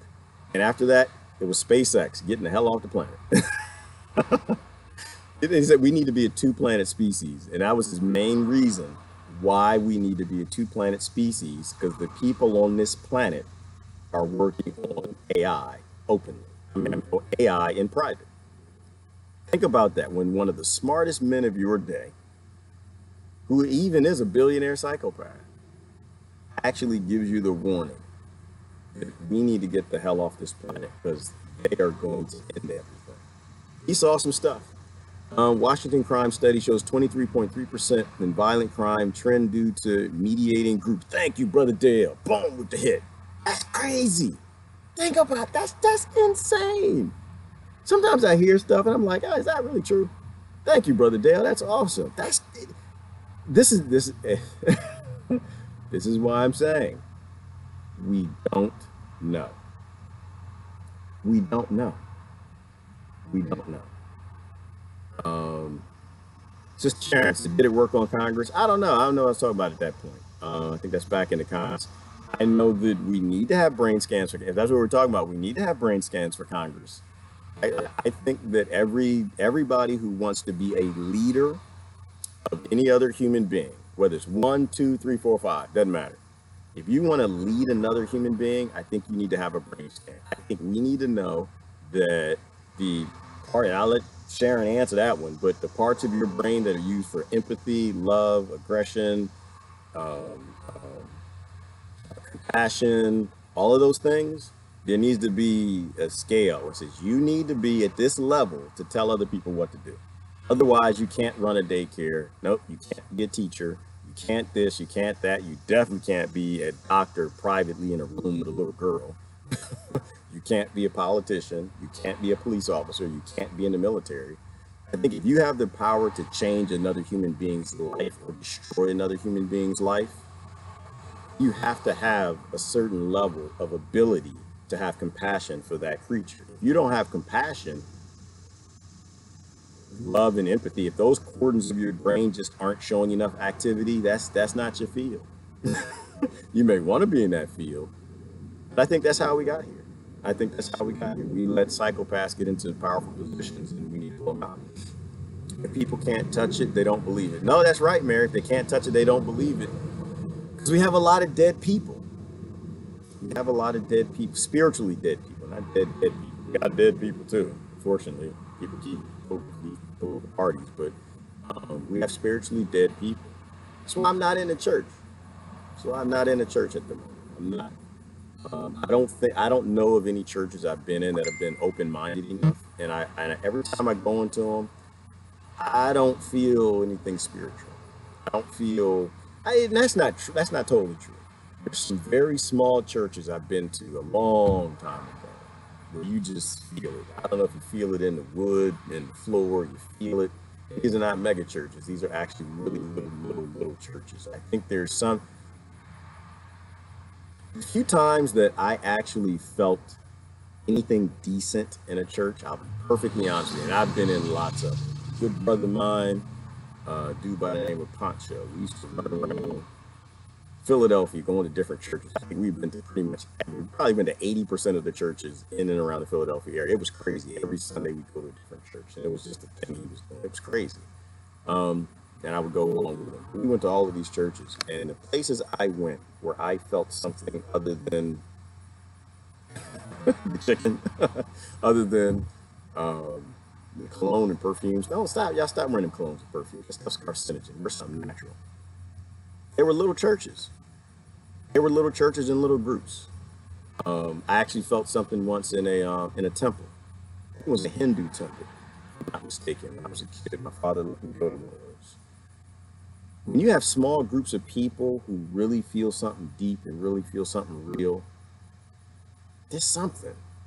I don't think it's attached to a Christian church. I don't think it's attached to the Hinduism. I don't think it's attached to any religion. There's something about, like what the brother just posted. There's something about human beings when they get together and they think positively. And I think it's related to the same power that's in the placebo effect. When we think positively and we make a thing exist, I think it exists. I think when Christ said,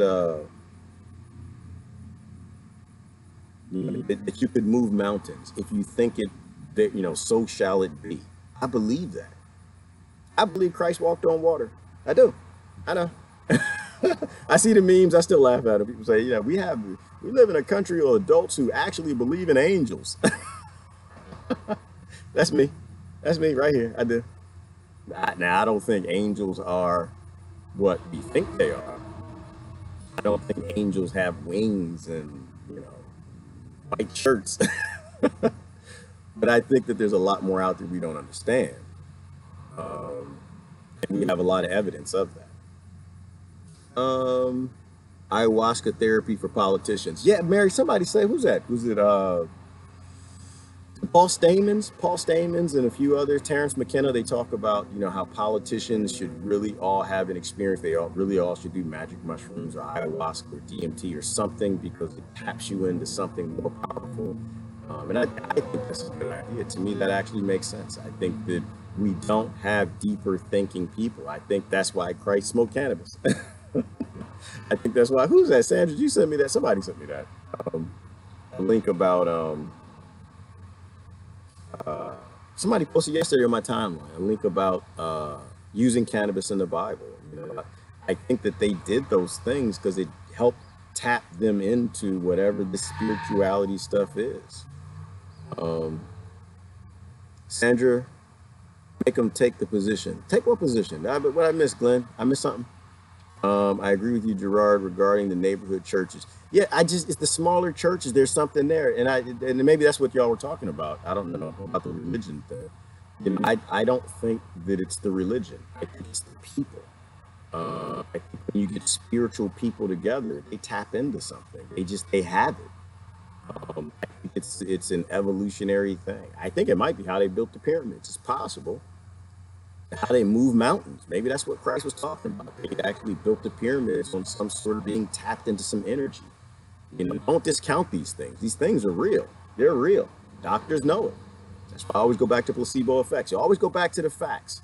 We may not know how it all works, but we know it is a thing. And so it's plausible that it can become a much more significant thing. Then it's a positive, water into wine. Yes, Lori, can we turn water into wine? I think so. I believe so. I believe it's very possible. Imagine for a minute, just from a technology perspective. I mean, outside of spirituality, I'm not even sure where this talk is going. I'm just kind of for too long. Imagine if you were a caveman brought forward to today. This would be a magical world. We would all be gods. You can take the dumbest human being with the most broken smartphone. That person would be a god to that caveman. Fire, light, sound, all the things we've accomplished with this technology, these circuit boards, electric pathways, neurons, neuron pathways.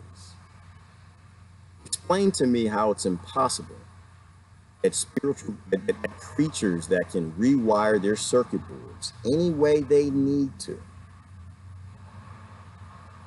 make music, to fly, to walk on water, to communicate with another dimension, to communicate with somebody on another planet. How is it possible if our brains are circuit boards, in which they are, and they can dynamically reorient themselves to whatever we need them to? How is it possible that we can have a fax machine that's based on circuit board technology, the same technology, hardware, and we have the wetware, and you're saying the wetware can't do it? Chew on that for a minute. Chew on that for a minute. Your brain is AI. That's why I think our economy, whatever we move to, our model shift, it has to prioritize the human brain. That has to be the commodity. The commodity cannot be money. That's stupid. We've been there, done that. Collecting minerals that grow, that are shiny, it's just stupid. Okay, it's dumb, stupid. But if we make the human brain the commodity of a resource-based economy, And we just cultivate children's brains from the beginning, and we just make them make those neural networks, those circuit boards go together in ways that we just can't imagine. I would bet my life you would have humans that can fly. Why? Because we have airplanes that can fly. That's why. Completely. And you think about the dumbness of hardware. You think about the inabilities of gold and coltan and the things that we make circuit boards with. And you think about quantum physics in the human cell. And every cell in those neurons, every cell that's being put together, it has the ability to communicate on a quantum level with everything else around it. Come on, man. Smarter than that, aren't you? I'm not talking about anybody specifically. I'm just in general. We don't know anything. Oh, yes, Stitch. Absolutely. It starts to taught Congress to meditate. Not sure how many still do. It was some time. Yes, Sharon, yes, but you know what? But Fitch is a deep brother now. Fitch is a little too deep, a little too smart. And plus I think it's about the question. Just because you meditate doesn't mean you're positive. Might mean that you're powerful, might mean you're deeper in thought. What if warlocks and wizards are real? What if you can, just as you can have a positive, powerful creature that meditates, spirituality and all that great stuff, but you can also have a demon. You can also have a Basil, whatever. Angels and demons. I don't know. I don't know. Congress meditating is a good thing. I don't know. Sometimes I think that they're trying to find the ancient text and technology and the things and how the ancients built all the stuff they have. And that's why they hide ancient archaeology from us and cover up all of this nonsense. Sometimes I think that's true because they actually are trying to figure out how to tap into some of the things our ancestors were tapped into.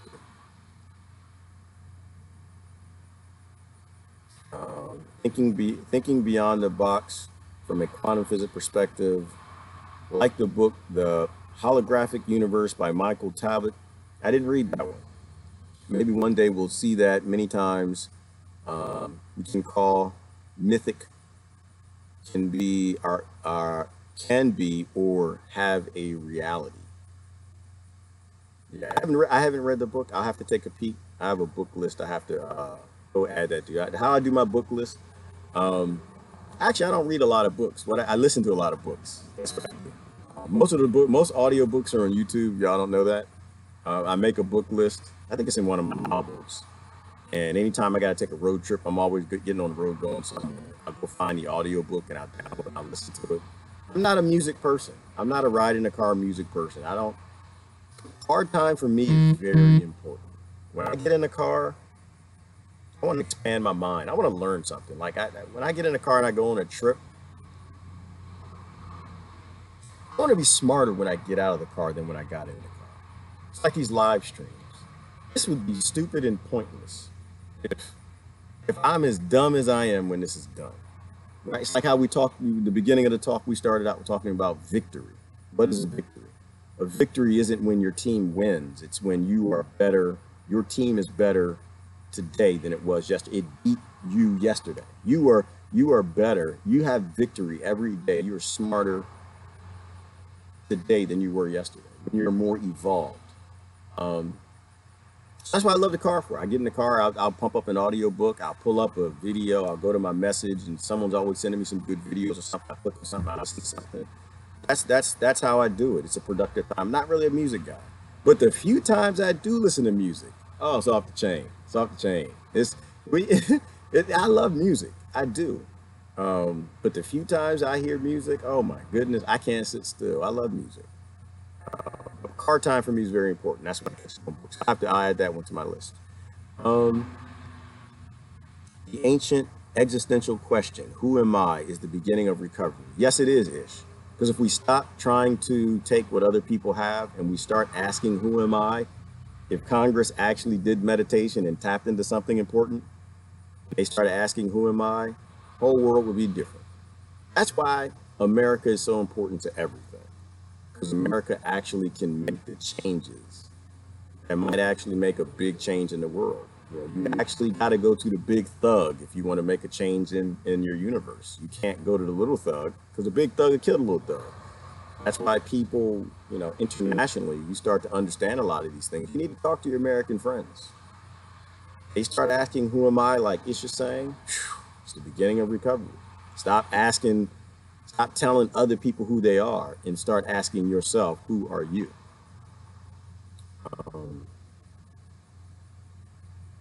High school, it's critical thinking to bring those together in a healthy way. Teachers, models, inspired questioning, head, heart, and hands, human. Yes, school is a way. School is definitely a way. The teachers are a big part of the key. That's why you got a Department of Education, because they're screwing the kids up. I came from a family of teachers. I'm not a Department of Education guy, not at all. They're screwing the kids up. Critical thinking needs to be a required subject in school, absolutely. Stephen Hawking was never too keen on AI. No, he wasn't. He understood. And Stephen Hawking actually was a cyborg. Y'all ever want to look at the technology that allowed Stephen Hawking to drive his wheelchair, surf the internet? That's why I laugh at this. When people think that the technology we see is the technology they have. No, this whole matrix, plug somebody in and teach them kung fu, we're already there. We are already there. We were there probably a long time ago. You start looking at that technology, you'll realize, that they unplugged the mouse. They taught the mouse the maze and they unplugged the mouse from, they did some sort of digital upload and then they plugged it into the other mouse's brain and the mouse knew how to get through the maze. That mouse said, I know Kung Fu, and it walked through the maze. Where they did the experiment between a university in the United States and a university in France, and it was the water experiment, right? Where they somehow, it was a while ago, I looked into it, it's online. They recorded DNA into water. No, they recorded the DNA digitally. It was for AIDS patients, right? It was for HIV. They recorded, by putting the DNA in water, they recorded it into the computer and they uploaded it onto the internet to a school, a university in France, and they re-encoded it back in, no, they hooked it up to water with base elements, and in those base elements, somehow it started reforming DNA the same way it was in the AIDS patient back in America.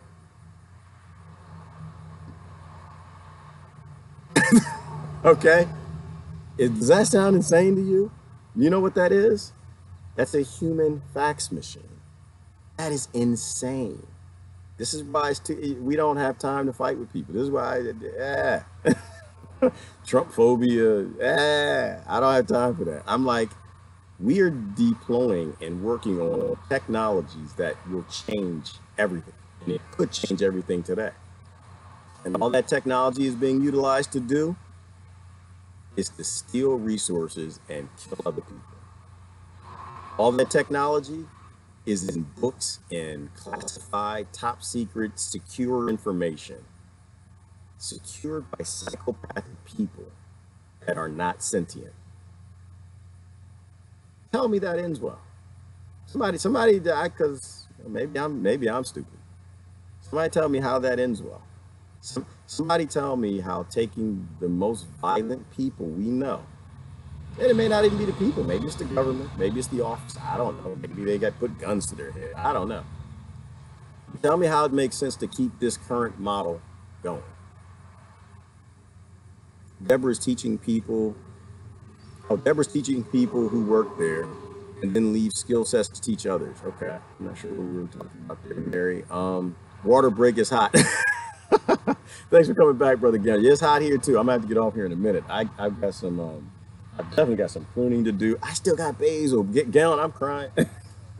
Brother, I got a sickness. You need to help me. Tell me something. Somebody, one of these gardeners, say, y'all tell me. I plant way too much basil. There's something wrong with me. There's a tray of basil right here at my feet. I'm still planting basil. I never stop planting. I was taking some cuttings the other day. What is this? This is my strawberry mint that I got. That's my African blue basil. I love African blue basil. It grows through the winter real easy. I'm still rooting things. I'm still planting. I never stop. I don't know why. People like summertime comes, you got to stop. I never stop. I just keep going. But I love pesto. I won't show you my yard is a mess. I won't even show you my patio. It's just plants. My kids are funny. They come here. I'm not gonna show. I eventually I show you my mess. I'm not a clean guy. There's no cleanness anywhere. There's like a path. Like my patio is from like over here to over here, and it's like a little pathway to walk. I don't have a patio. I have a plantio. Plants everywhere, all types of species from all over the planet, and there's a little walkway for the humans. It's kind of like my it's like my house in the fall. I bring all my plants because I don't believe in annuals. I'm not an annual person. You know the difference between annuals and perennials. Perennials come back in your climate. Annuals don't. Everything that I grow, for the most part, I'll keep in a pot. I mean, I've got my ground garden, but I keep a lot of it in a pot because I bring them in. One, I don't want them to die. That's number one. Two, like with my peppers, I want my peppers to be as healthy as possible. I want them to be mature peppers. I don't want them to be peppers for a season where they're only 8 months old. You know that, yeah, pepper is a bush, y'all. Pepper is a tree. I don't think it's totally as healthy as it should be to eat fruits from a plant that's immature. And this is my theory. It's my theory. I don't have any evidence of it. I have these indicative things like the placebo effect, indicative of spirituality. So there's indicative. The first fruits pop out quickly. You know why the farmer always removes the first fruits from the tomatoes and the peppers? Because the plant puts more energy into growing. The plant's going to do what it can as quick as it can to procreate. It's like little nasty little kids run around. They discover that when they can procreate, their time comes, and you got boys that you need to know you put soap everywhere, make sure there's soap everywhere, make sure the lotion stays in their room. I'm not even gonna go there. For plants, they want to make a seed and procreate as fast as possible. I was 13 too, so I'm not. And they want to procreate as fast as possible, make a fruit with seeds and drop it out. So theoretically, it makes sense that mature plants make mature fruits. Right? The older the plant is, the healthier the plant is, the more resources it has to make that fruit as dense as possible with minerals, nutrients, enzymes, all that. So I don't kill my peppers after the first year. I take them in, I put them in front of the Sunday window, and I put them back out. So I think my oldest pepper tree, and I've only started doing this about 3 years ago. My oldest pepper tree is about 3 years old. And I keep them growing. I don't stop them. I don't put them in massive pots and make them big because I'm not like a big pepper medicinal guy. The thing I put in big pots are like, I'll do the bougainvillea because I like to make bonsai out of them. My weird tropical fruits, I'll put in big pots because it's impossible to get a fresh rambutan in the United States. It's just not going to happen. Well, I guess there are places in the South that started growing it. It's rare. You know, I'm experimenting with papaya. My biggest papaya tree, I guess it's about 6 feet. And I don't know what I'm gonna do with this monster come spring or come winter. I don't know what I'm gonna do with my jackfruit. He's little. He's only like 3 feet. But every plant makes not only medicinal but required things that we probably should eat. And you need to eat them fresh. So as much as possible. That's why I got all these plants. That's why I literally have thousands. I have thousands of potted plants. My neighbors think I'm crazy, but that's okay.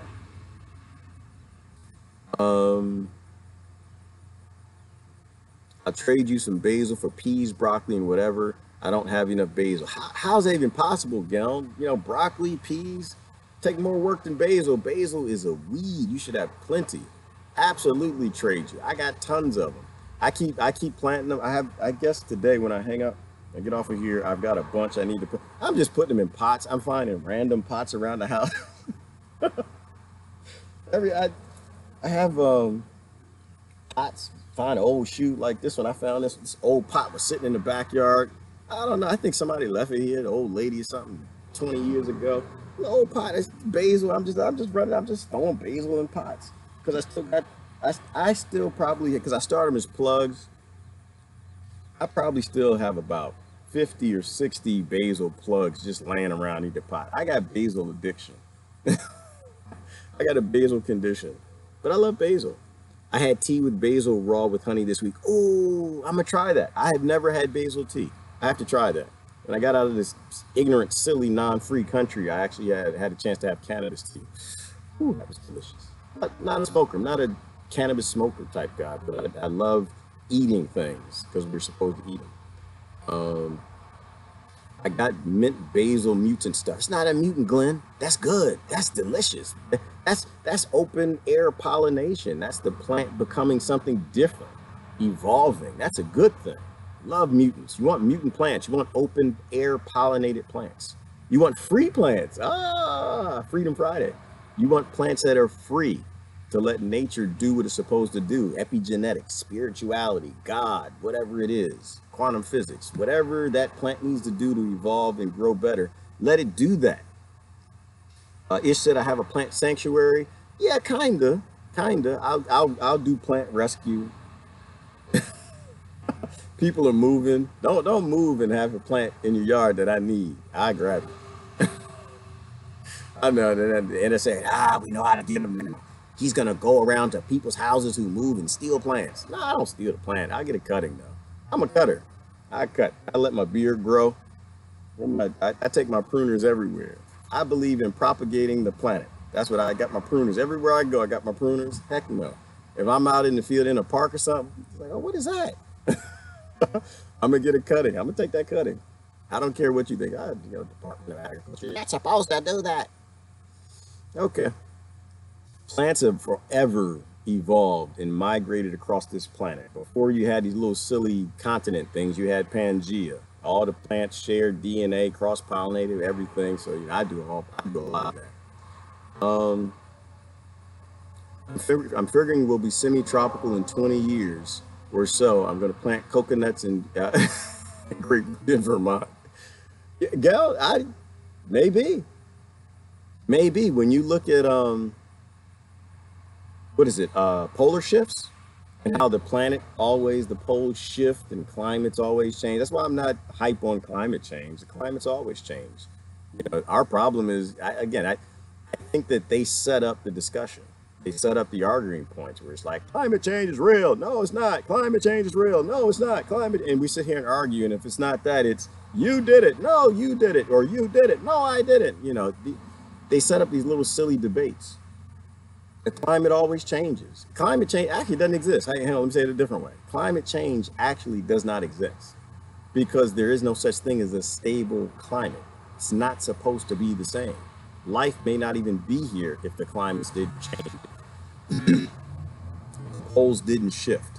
If new droughts didn't come, more rain fell here than fell there, whatever. Like all of this metastasis, is what evolves us. The climate change doesn't exist. The climate's just doing what it always does.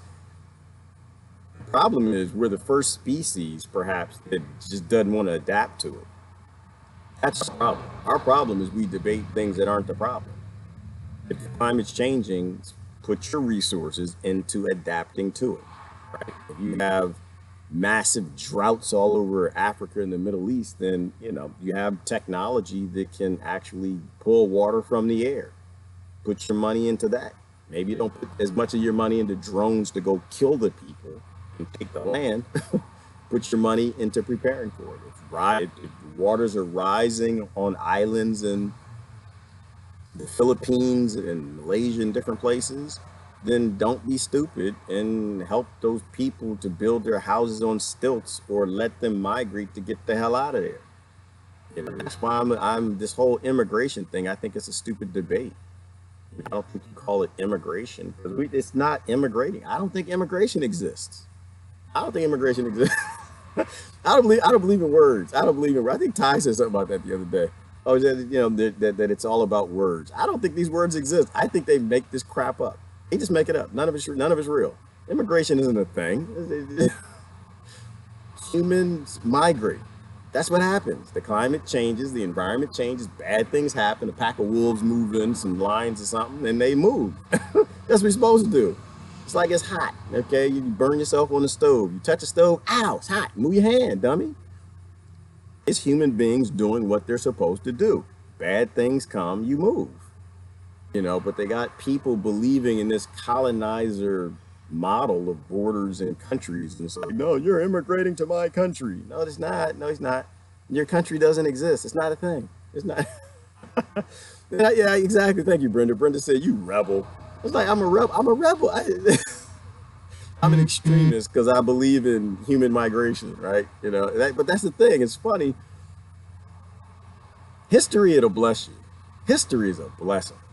When you can look back and you realize that human beings always move when they touch a hot stove, they always migrate when somebody kills Gaddafi and starts slavery and sex trafficking. They migrate, they get the hell out of there. When you look at it from that perspective, then the extremists actually are the people who believe in these borders. The extremists are actually the people who believe in these colonizers. The extremists are the ones who believe in national economies. Those are the extremists. Those are the those are the rebels. Those are the people who are rebelling against what humanity always has been. Those are the rebels. Yes. Mary said rebel without a cause or rebel with a cause. Yeah, they're rebels without causes. They actually have no cause. Get off of my border. You're on my border. To me, it's insanity. It's like they don't exist. You think a deer looks at your border? The deer just walks like, damn, some grapes over there. I'm going to eat them grapes. There's an apple tree over there. There's no invisible lines is anywhere. That's just dumb. That's what a rebel is. These are rebels without causes. Because that gets none of us anywhere. People show up to your border and they want help. Help them. It's not a border, it's a door. And besides, anyway, Jesus was what y'all call an immigrant anyway. And if he's back right now, you better hope Jesus didn't come back in the Congo. You better hope Jesus didn't come back in Palestine. You better hope. But I'm gonna warn you. I'm gonna give you a little warning.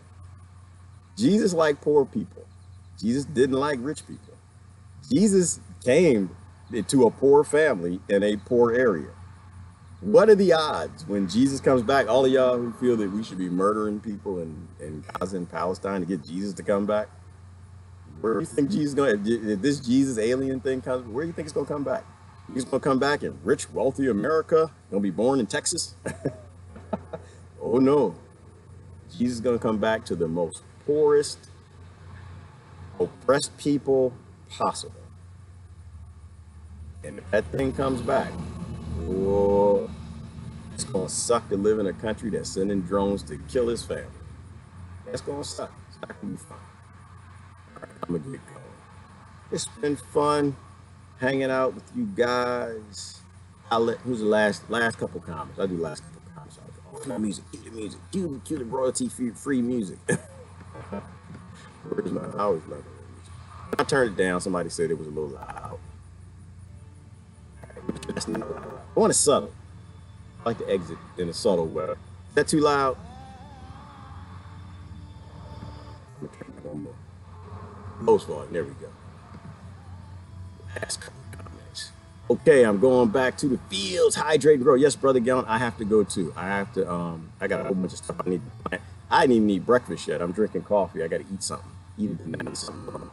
I like to eat bananas every morning. Eat something raw. First thing you do when you get up in the morning, eat something raw. Don't eat no daggone cereal and oatmeal and chicken, bacon, and eggs. No, eat something raw every morning. Get some fresh fruit. Your body will thank you. It's like keeping off the grass. Exactly, Lori. It's just dumb. It's like having grass at a park and a big sign, keep off the grass. The grass is at the park for the kids to run at it, dummy. Let the kids run at it. The human kids on this planet, they need to run across the earth. Stop being selective, y'all. Find more love in your heart. I think they exaggerate everything. They always do, except empathy. Oh, they always exaggerate, Brenda. Yes, because exaggeration is, and it's always something emotional and selective to get people fighting. I'm a rebel with a cause. I hope I'm a rebel to ignorance. I hope I'm a rebel to greed. I think we have a human cause. I don't think I have a cause. I don't think you have a cause. I think we, human beings, have a cause. Jesus and Buddha walked all over the place. Yes, they did, Sharon. There were no borders. They didn't have passports.